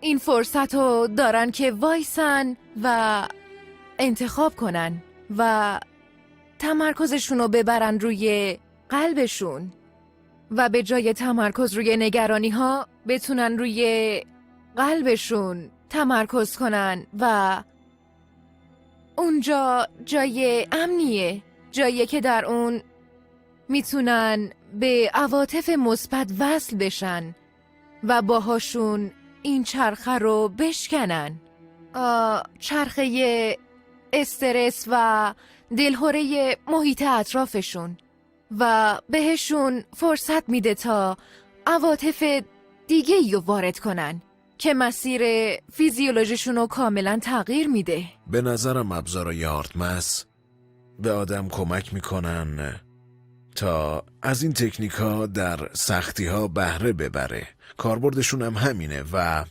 خیلی وقتا به نظرم ما توی زندگی قدرتمون رو میبازیم. به نظرم ابزارهایی مثل هارتمس ما رو دوباره به چیزی وصل میکنن که میدونیم درسته. این امکان رو به شما میده که از کاری که انجام میدید هوشیار بشید. آیا در لحظه حالید؟ وقتی لحظه حالو بشناسیم میدونیم کی از اون خارج شدیم.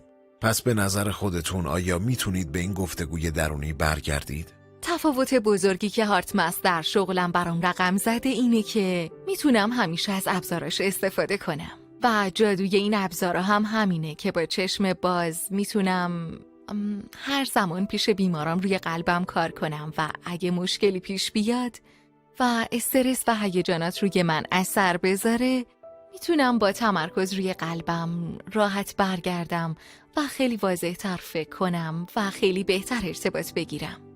پس کارم و ارتباطمو کاملا تغییر داده.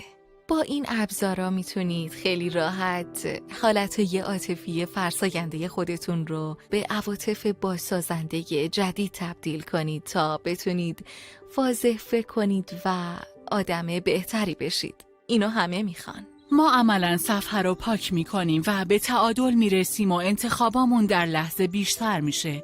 میتونیم وایسیم و بگیم باشه من الان میخوام چه کار کنم؟ بهترین کارو نگرش در این موقعیت چی میتونه باشه؟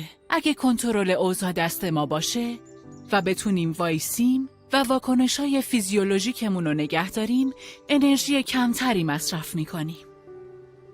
شاید اوایل براتون سخت باشه و دل سرد بشید، اما با تمرین میتونید شهود قلبتون رو کشف کنید. قلب ما حکیمه و به شیوه‌های مختلف با ما حرف میزنه. اگه عادت کنید که هر موقع احساس استرس کردید از تکنیک‌هایی مثل تنفس نگرش یا انسجام سریع استفاده کنید، فوراً فوایدشو خواهید دید. اگه تعهد به خرج بدید و به مدت 6 هفته حداقل 1 بار در روز از این تکنیک‌ها استفاده کنید، انعطافتون بیشتر میشه و منابع بیشتری برای مواجهه با چالش‌های زندگی روزمره در اختیار خواهید داشت و زندگی غنی‌تر و پربارتری رو تجربه خواهید کرد. معمولاً 6 هفته زمان میبره تا یک عادت جدید در شما ایجاد بشه. یه تغییر اساسی در واکنش‌های عاطفی شما به وجود بیاد و یک الگوی عصبی جدید شکل بگیره. پس ارزش این رو داره که خودمون رو ملزم کنیم به این تمرینات ساده که وقت زیادی نمیگیرن اما تأثیر زیادی میذارن.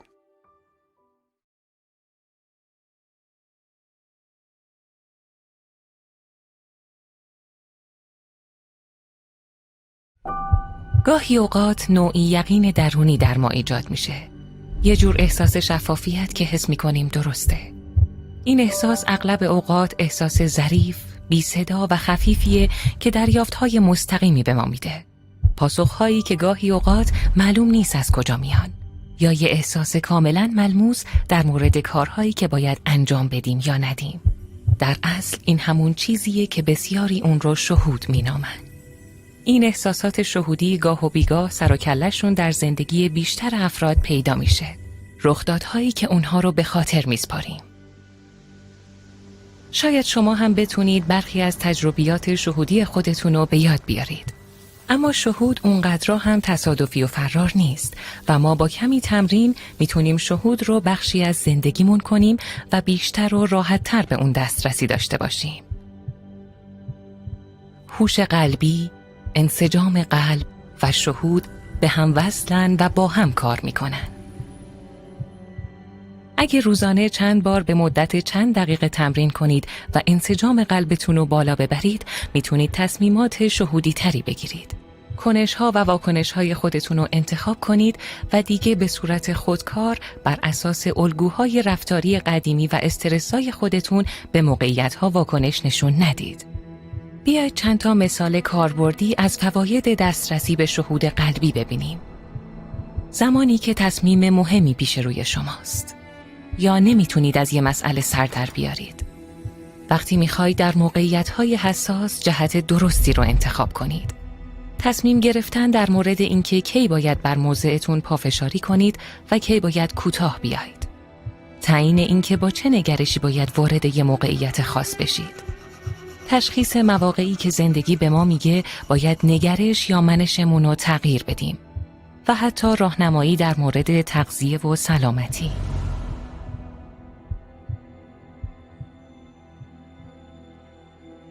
شهود در کسب و کار هم نقش داره، اما درباره‌اش صحبت نمیشه. اما در 10 سال اخیر متوجه شدم قبلا شهود جزء توانایی‌های رهبری نبود، اما امروزه در هر سمتی که توانایی‌های رهبری لازم باشه شهود هم هست.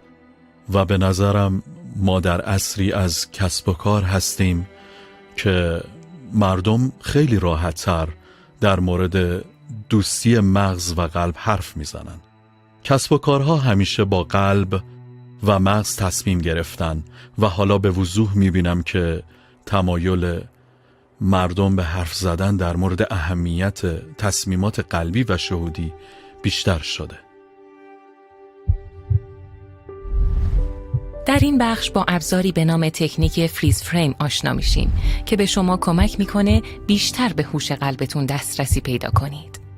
این تکنیک چند کار است. هم به درد جلوگیری از فرسایش انرژی میخوره و هم به درد پردازش ذهنی و عاطفی مشکلات و به شما کمک میکنه که با توسل به شهود قلبتون به شفافیت و بصیرت برسید. در این تکنیک شما باید اول فیزیولوژیتون رو به انسجام برسونید تا قلب و مغزتون همگام بشن. بعدش باید از خودتون سوالاتی بپرسید تا به راهنمایی‌های شهودی یا هوش قلبتون دسترسی پیدا کنید. برای انجام این تکنیک لطفاً کاغذ و خودکار دم دستتون باشه چون لازم میشه. عجله نکنید. ویدیو رو نگه دارید، برید و برگردید.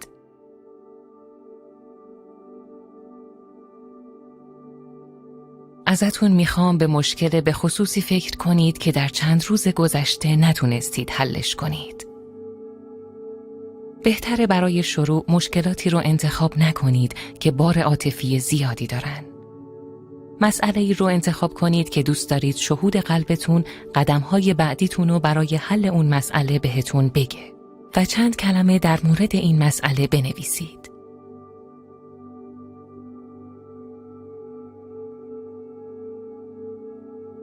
پایینش بنویسید که از نظر عاطفی چه احساسی نسبت به این مسئله دارید.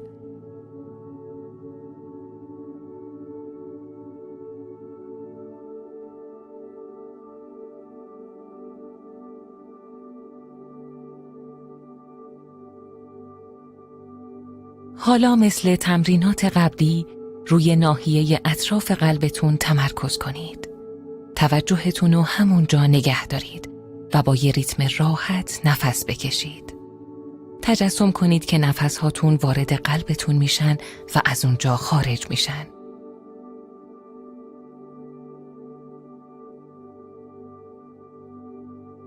خالصانه تلاش کنید که یه احساس بازسازنده در خودتون به وجود بیارید. مثلا قدرشناسی یا شفقت نسبت به یکی از نزدیکان یا داشته هاتون. یادتون باشه سعی نکنید که فقط تجسمش کنید. سعی کنید کاملا احساسش کنید. دوباره تجربهش کنید.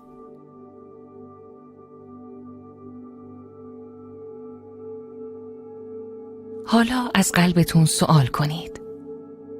از این نقطه نظر بی‌طرفانه از خودتون بپرسید کدوم نگرش، عمل یا راهکار بهتر و مؤثرتره؟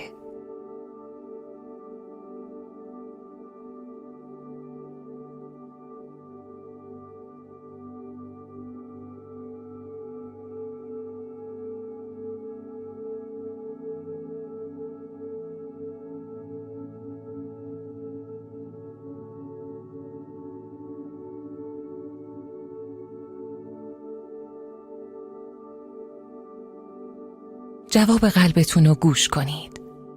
بی سر و صدا. حواستون به تغییرات جزئی و ریز بینش، نگرش و احساساتتون باشه.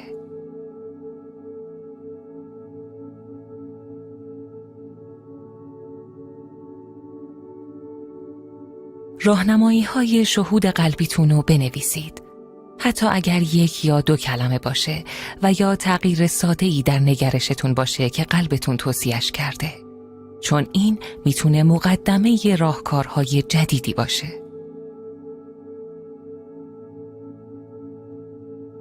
خودتون رو ملزم کنید به حفظ تغییرات نگرشی مثبت و عمل کردن به دریافت‌های جدید. حالا چیزهایی رو که در ابتدا نوشتید بخونید و بعدش جواب قلبتون رو بخونید. قلب شما خیلی باهوشه. توصیه می‌کنیم که مدتی این تکنیک رو به صورت نوشتاری انجام بدید تا خوب بهش عادت کنید. بعد از اون میتونید به صورت عادی ازش استفاده کنید تا بتونید از شهودتون در تصمیم گیری ها و انتخاب هاتون کمک بگیرید. اگه روش کار کنید حتما جواب میده. بیایید مراحل این تکنیک رو مرور کنیم. اقرار کردن، تنفس قلب محور، فعال کردن یه احساس مثبت یا بازسازنده، پرسیدن، مشاهده و عمل. فایده اصلی و مقاومت‌های کمتری در مسیرتون قرار میگیره. آیا میتونید تصور کنید که اگه انسان‌های زیادی این تمرینات رو انجام بدن دنیا چه شکلی میشه؟ اگه هممون یاد بگیریم که عواطفمون رو مدیریت و واکنش‌هامون رو کنترل کنیم چی میشه؟ اگه با دقت به حرف‌های قلب و ذهنمون گوش فرا بدیم چه اتفاقی میفته؟ اگه بهترین تصمیمات ممکن رو بگیریم و انرژیمون رو برای تجربه‌های مورد نظرمون نگه داریم و چیزهایی رو احساس کنیم که ما رو تازه میکنن، ما رو از نو میسازن و به زندگیمون معنا میبخشن، دنیامون چه شکلی میشه؟ این دقیقاً همون چیزیه که در قسمت بعد بهش میپردازیم.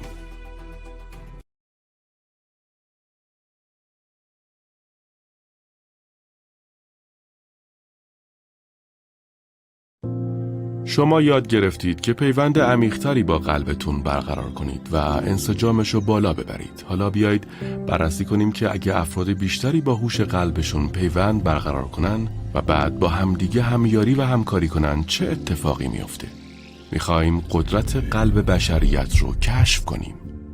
ما میتونیم به جای جدایی و اختلاف جنبش قلب محوری از جنس ویژگی‌های قلبی مثل عطوفت، همدلی و ارتباط ایجاد کنیم که نتیجهش انسجام بیشتر جامعه است. ارتباط با قلب در حال رواجه چون مردم تشنه اونن. درسته که در جهان امروز نیروهایی در حال رقابتن، اما در میانه این آشوب و اضطراب خبرهای خوب و امیدبخش زیادی هم وجود داره. جهان تازه‌ای داره از دل جهان کهن متولد میشه. هوشیاری در حال تغییره. انسان‌ها دارن تغییر میکنن. جامعه در حال دگرگونیه. پدیده انسجام اجتماعی در حال ظهوره. انسجام اجتماعی مربوط میشه به روابط بین اعضای یک گروه، مثلا یه خانواده، یه تیم کاری، یه شرکت، حتی شهرها و حتی کشورها. انسجام یعنی میزان سازگاری روابط بین بخشها. مثلا در مورد خانواده یا تیم کاری نشون میده که اعضای خانواده یا تیم میونشون با هم چجوریه و در نهایت بحث بر سر روابط عاطفی بین افراده. اگه انسجاممون بیشتر بشه امکان ارتباط و یکپارچگی عمل دست جمعی در سطح خانواده یا گروه فراهم میشه. پژوهش‌ها و تحقیقات متعددی که در این رابطه انجام شده نشون میدن که وقتی افراد در یک گروه یک سری روابط عاطفی تشکیل میدن، در اون گروه یه جور میدان انرژیایی تشکیل میشه. این یعنی اطلاعات میتونه در یک مرتبه نادیدنی و ناخودآگاه بین اعضای گروه رد و بدل بشه. خب ما 54 نفر بودیم که جمع شدیم تا رکورد سقوط آزاد با آرایش جمعی رو در برزیل بشکنیم و این کار معمولاً یه هفته طول میکشه. پس چند روز با هم بودیم و چند بار تلاش کردیم و همه ورزشکارا حقیقتاً مهارت لازم رو داشتن. تا این رکورد فوق‌العاده رو بزنن. اما در 1-2 روز اول نمیتونستیم با هم خیلی دقیق هماهنگ بشیم. توی سقوط آزاد یه مقدار فشار و استرس وجود داشت و بچه ها راحت همگام نمی شدن. در روز سوم من احساس می کردم که انگار یه جورایی همگام نیستیم و اون لحظه داشتیم می رفتیم که سوار هواپیما بشیم و من به همه رو کردم و گفتم هی هی هی هی وایسی. همشون نگام کردن و گفتن چی شده؟ گفتم که بیایید.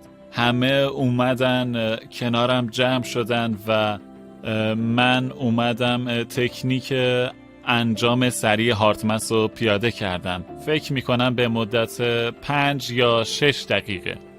بعدش وقتی من واقعا میدان انرژی رو احساس کردم، سکوت مطلق بود و گفتم باشه بزنید بریم. و در همون پرواز موفق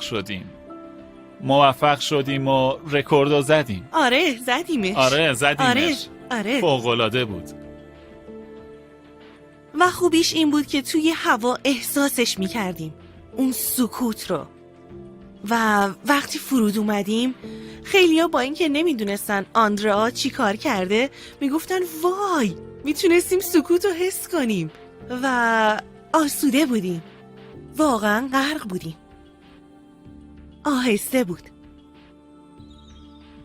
و اون میدانهای الکترومغناطیسی رو قلب تولید میکنه. برای هدفتون یه سیگنال منسجم میسازید که محیط رو تغییر میده. فرض کنید یه نفر اونجا نشسته و روز بدی داشته و میبینید که خیلی ناراحته یا خیلی سردرگمه و تشعشع قلب شما میتونه حالش رو خوب کنه، میتونه بهش امید ببخشه و به بقیه نشون بده که این کار واقعا ممکنه. الان باید بیشتر روی همدیگه حساب باز کنیم. باید قلبمون رو به روی هم باز کنیم و در مواجهه با این موقعیت‌ها منافع جمعی همه رو در نظر بگیریم، نه فقط منافع شخص خودمون یا منافع گروه و کشور خودمون. ما یه آگاهی جمعی هستیم و باید همینطوری رفتار کنیم و این برام منبع امیده. من با توجه به فعالیت پلیسیم همه انواع مختلف خشونت رو دیدم و خیلی دوست دارم یه دنیای بدون خشونت رو ببینم. رویایی به نظر میاد اما به نظر من خیلی ممکنه. خودمونو که تغییر بدیم، وقتی که عواطفمون رو بپذیریم، امواج این کار دنیا رو در بر میگیره و این تغییرات رو محقق میکنه. زمانی که پتانسیل های انسجام اجتماعی و فیزیولوژیشو درک کنیم، برای فرد، خانواده و محیط کار و سعی کنیم با استفاده از این تکنیکا یه ارتباط انسجام محور رو فعال کنیم، میتونیم ارتعاش همدیگر رو بالا ببریم. میتونیم این کار رو انجام بدیم و ببینیم چه نتایجی به دست میاد. علاوه بر ایجاد هماهنگی، خیلی از سوء ارتباطات و مشکلات اجتماعی هم برطرف میشن. ارزش امتحانو داره. انسجام اجتماعی نوعی هوش قلبی جمعی ایجاد میکنه که به افزایش نرخ ارتعاش فرد و میدان انرژی گروه کمک میکنه. وقوع انسجام اجتماعی روز به روز بیشتر میشه چون گروه‌های از افراد تلاش میکنن که به صورت جمعی عمل کنن. نگرش‌های منفی و قضاوت راجع به دیگران رو کنار بذارن و به یاری هم برای خیر و صلاح کل تلاش کنن. این کار شتاب تغییرات مثبت و افزایش میده و این تغییرات مثبت شکل جامعه رو تغییر میدن. هر بار که در حق دیگران یا خودتون مهربانی میکنید، در افزایش انسجام اجتماعی سهیم میشید. گاهی همین جوری و بدون اینکه بدونید این کارو میکنید، به این ترتیب که مثبت ظاهر میشید و مثبت زندگی میکنید. این کارو با صفات قلب انجام میدید، صفاتی که به واسطه میدان الکترومغناطیسی قلبتون منتشر و وارد محیط میشن. اگه تعداد بیشتری از ما میدان انرژیایی مثبتی در درون و بیرون خودمون، در خانواده، محیط کار، اجتماع و جهانمون ایجاد کنیم، زندگی تازه‌ای به خودمون و دیگران خواهیم بخشید. هم از نظر جسمی و ذهنی و هم از نظر عاطفی و معنوی.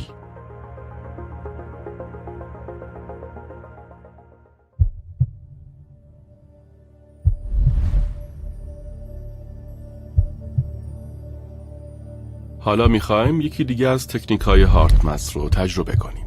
تکنیک قفل کردن روی قلب.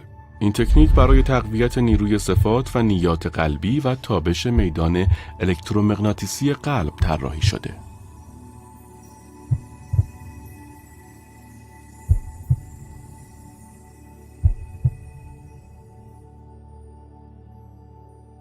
چشماتون رو ببندید. آروم برید سراغ قلبتون. روی ناحیه قلبتون تمرکز کنید. حالا تجسم کنید که نفسهاتون وارد قلب یا سینه‌تون میشن و از اونجا خارج میشن. کمی آرومتر و عمیق‌تر از حالت عادی نفس بکشید. با یه ریتم یک نواخت. هر طور راحتید این کار رو انجام بدید. حالا یه احساس بازسازنده رو فعال کنید، مثل شکرگزاری، شفقت یا عطوفت. میتونید یکی از خاطراتتون رو مرور کنید که در اون حس خوبی داشتید و واقعاً به قلبتون وصل شدید.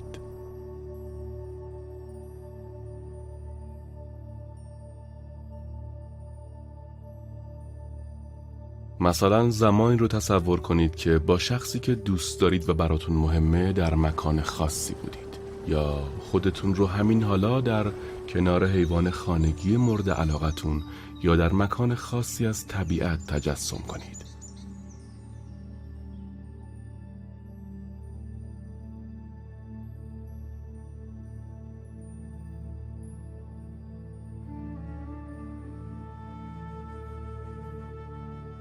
حالا این احساس نشاط بخش رو به سمت خودتون و دیگران ساطع کنید.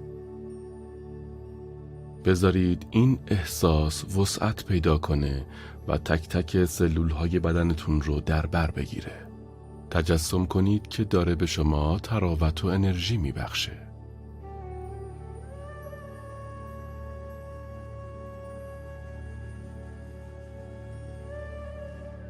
احساس کنید که در گرمای آفتاب نشستید و گرما از قلبتون ساطع میشه.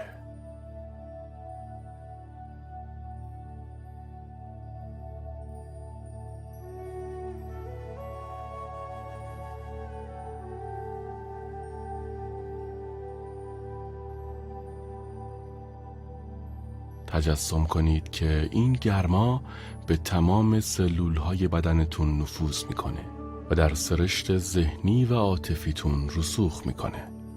گرما و زیبایی قلبتون به شما تازگی میبخشه.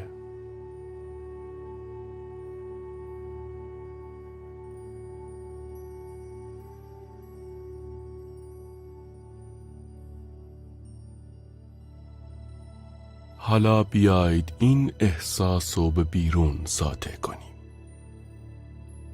برای شروع میتونید شفقت و عطوفت رو به محیط اطرافتون ساطع کنید و محیط رو از احساس گرم و پر انرژی قلبتون پر کنید.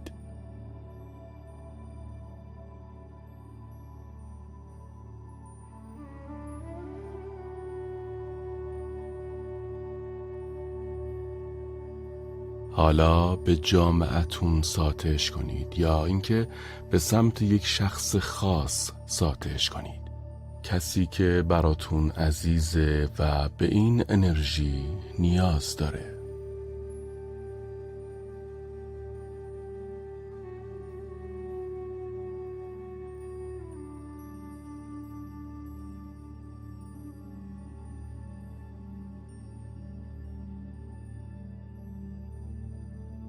حالا گسترشش بدید و احساستون رو به کل جهان و کل بشریت یا به بخشی از جهان ساطع کنید که به عطوفت شما نیاز داره. احساس کنید که تشعشعات ملایمی از قلب شما خارج میشن، وجود و محیط شما رو طی میکنن و کل بشریت رو در بر میگیرن.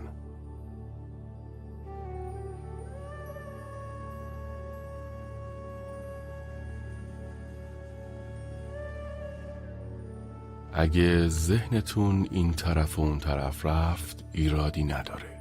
کافیه به آرومی توجهتون رو برگردونید به قلبتون و سعی کنید این احساس رو حفظ کنید.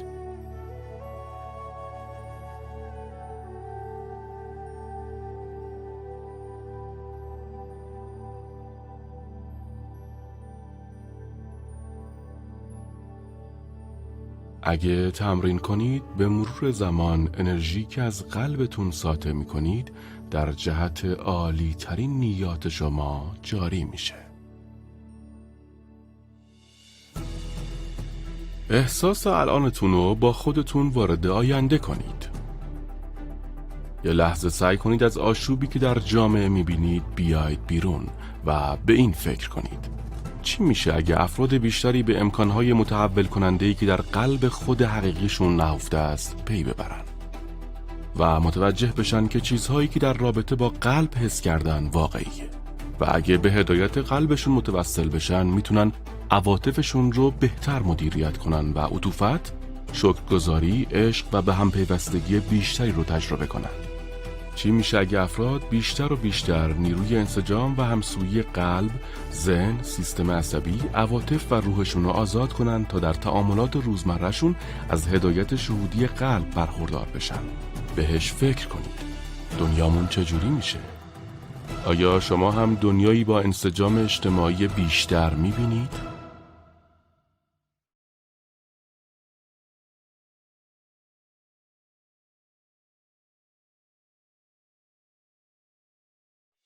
جهان دوره گذار مهمی رو طی میکنه. پیشرفت فناوری، جهانی سازی کسب و کارها و جهانی سازی رسانه‌ها و اینترنت داره ما رو به سمت فرصت‌ها و چالش‌های بی سابقه‌ای میبره. ما در دوره تحول پرسرعتی به سر میبریم که روی همه کس و همه چیز تأثیر میذاره. تحقیقات جدید نشون میده که ما همگی به واسطه شبکه وسیعی از پیوندهای انرژیایی به هم وصلیم، شبکه‌ای که همه سیستم‌های زنده رو به هم وصل میکنه. تمرکز پژوهش‌های ما روی 3 حوزه است: انسجام شخصی، اجتماعی و جهانی. انسجام جهانی مربوط میشه به تعامل یا ارتباط بین بشریت و در واقع همه انسان‌ها با خود زمین. ما مغناطیس سنج‌های فوق حساسی رو در سراسر دنیا نصب کردیم تا فرکانس‌های همنوا رو اندازه بگیریم. در واقع همون میدان‌های مرتعش موجود در میدان مغناطیسی زمین و متوجه شدیم که فرکانس کاری قلب و مغز ما دقیقاً مثل میدان‌های مغناطیسی زمینه. پس ما درک کردیم که مغز و قلبمون چطور اطلاعات رو بین ما انسان‌ها و میدان‌های مختلف زمین مبادله می‌کنن.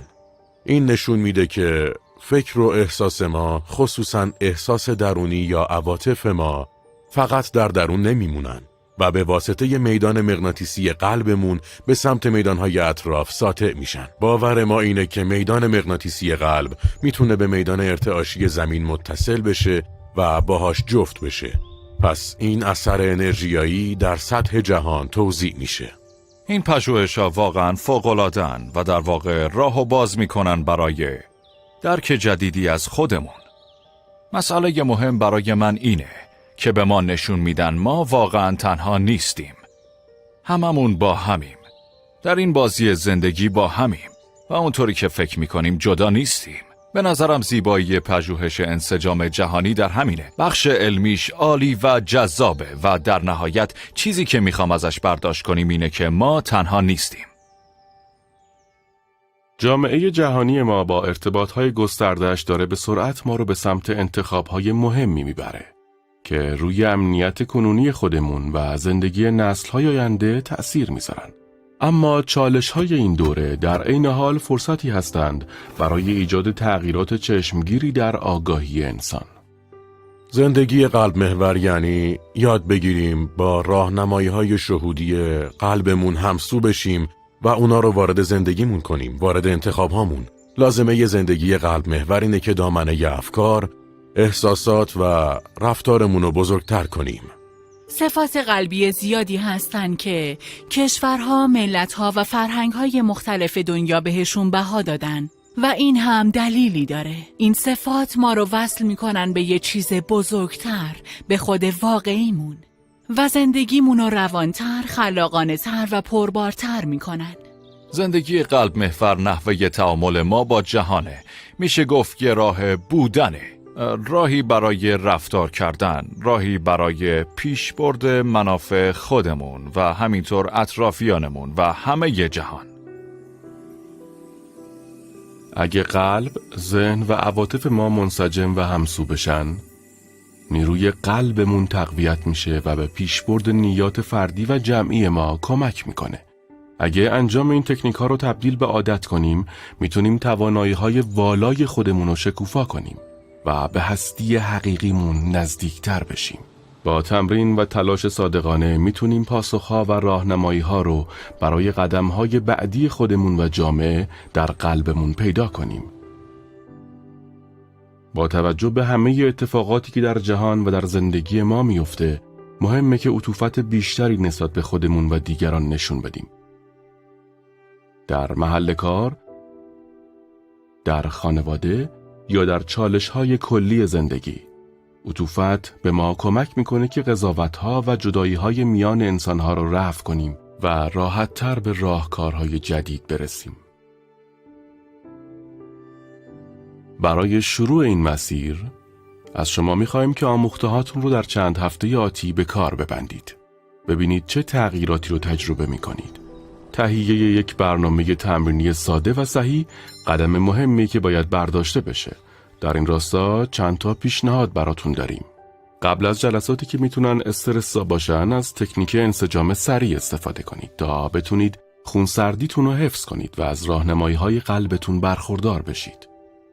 بعد از موقعیت‌های استرس‌زا هم میتونید انجامش بدید تا دوباره به قلبتون وصل بشید و بهتر بتونید اثرات استرس رو مدیریت و انعطاف پذیریتون رو بیشتر کنید. هر موقع خواستید با استفاده از تکنیک تنفس نگرش، آب و هوای عالم درون و حالت عاطفیتون رو تغییر بدید. در طول روز با این تکنیک حالتهای عاطفی مثبت‌تری در خودتون ایجاد کنید. از تکنیک فریز فریم استفاده کنید تا در تصمیمات بزرگ و کوچکتون به نوعی شفافیت شهودی برسید یا به خلاقیت و بینش‌های بیشتری دست پیدا کنید. هر موقع تونستید این تکنیک رو به صورت نوشتاری انجام بدید، درست همونطور که در این برنامه یاد گرفتید. مورد آخر هم خیلی مهمه. تکنیک قفل کردن روی قلب رو هر بار به مدت 5 دقیقه یا بیشتر انجام بدید.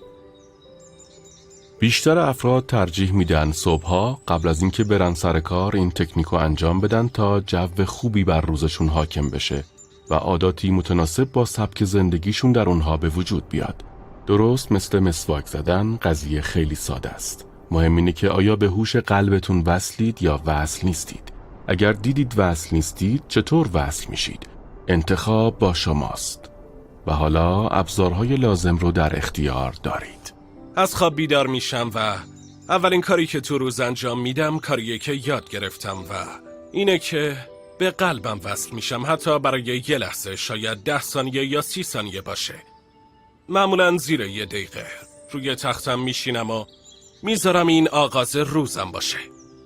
بعد پا میشم و بچه ها را آماده میکنم و میبرمشون مدرسه و بعدش میشینم و 10 دقیقه قفل میکنم روی قلبم و بهش وصل میشم. البته اسمش زیاد مهم نیست. وارد اون بخش از خودم میشم، اون بخش ژرف وجود خودم و عشق با تمام وجود حس میکنم. انگار دارم باک بنزینم و پرش میکنم. حدود 10 دقیقه انجامش میدم و باتری یا باک سوختم و پر میکنم. متوجه شدم وقتی هر روز انجامش بدم، اثرش در طول روز ادامه داره و انگار یه منبعی بهم میده که میتونم در تک تک لحظات روز ازش استفاده کنم و روزام خیلی بهتر میشن. میتونم بگم من هر روز از تکنیک‌های هارتمس استفاده میکنم. همین الان که باهاتون حرف میزنم دارم انجامش میدم.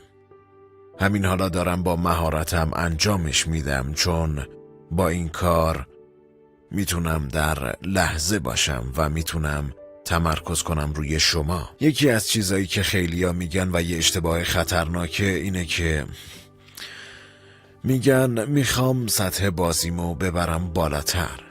میپرسم که خب چرا اینجایی؟ میگه میخوام برم بالاتر. یعنی داره تلاش میکنه به مرحله بعدی برسه. بله، ما میخوایم سطح بازیکن‌ها رو ببریم بالا و بهترشون کنیم، اما برای رسیدن به اونجا باید روی سطح فعلیمون بایستیم و کار کنیم و ادامه بدیم تا اینکه بالاخره یه روزی میبینیم به سطح بعدی رسیدیم. خودش میاد. یکی از کارهای هارتمس در راستای ترویج زندگی قلب محور در عصر جدید آگاهی انسان همین ابزارهایی هست که ما ساختیم.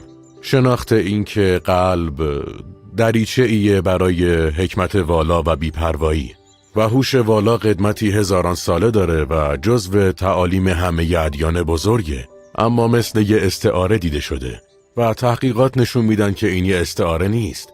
قلب واقعا دریچه‌ایه به سمت خود متعالی ما و هوش ابعاد دیگه هستی.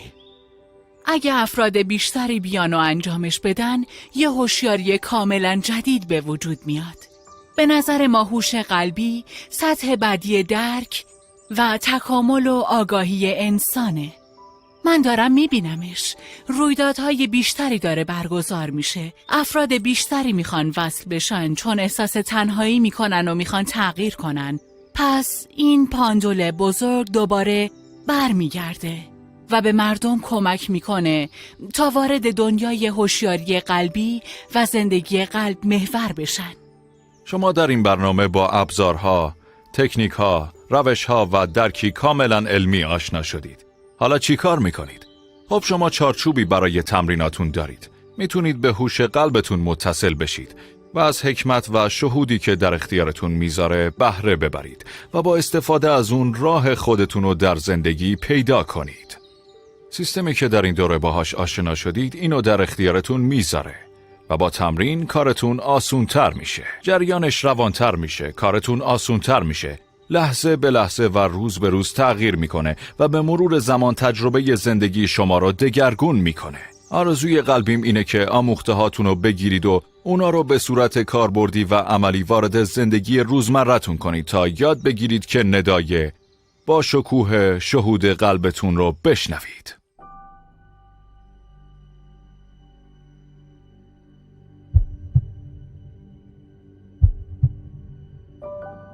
این فرایند برای اینه که خودمونو بشناسیم و بیدار بشیم. ممنون که همراهمون بودید.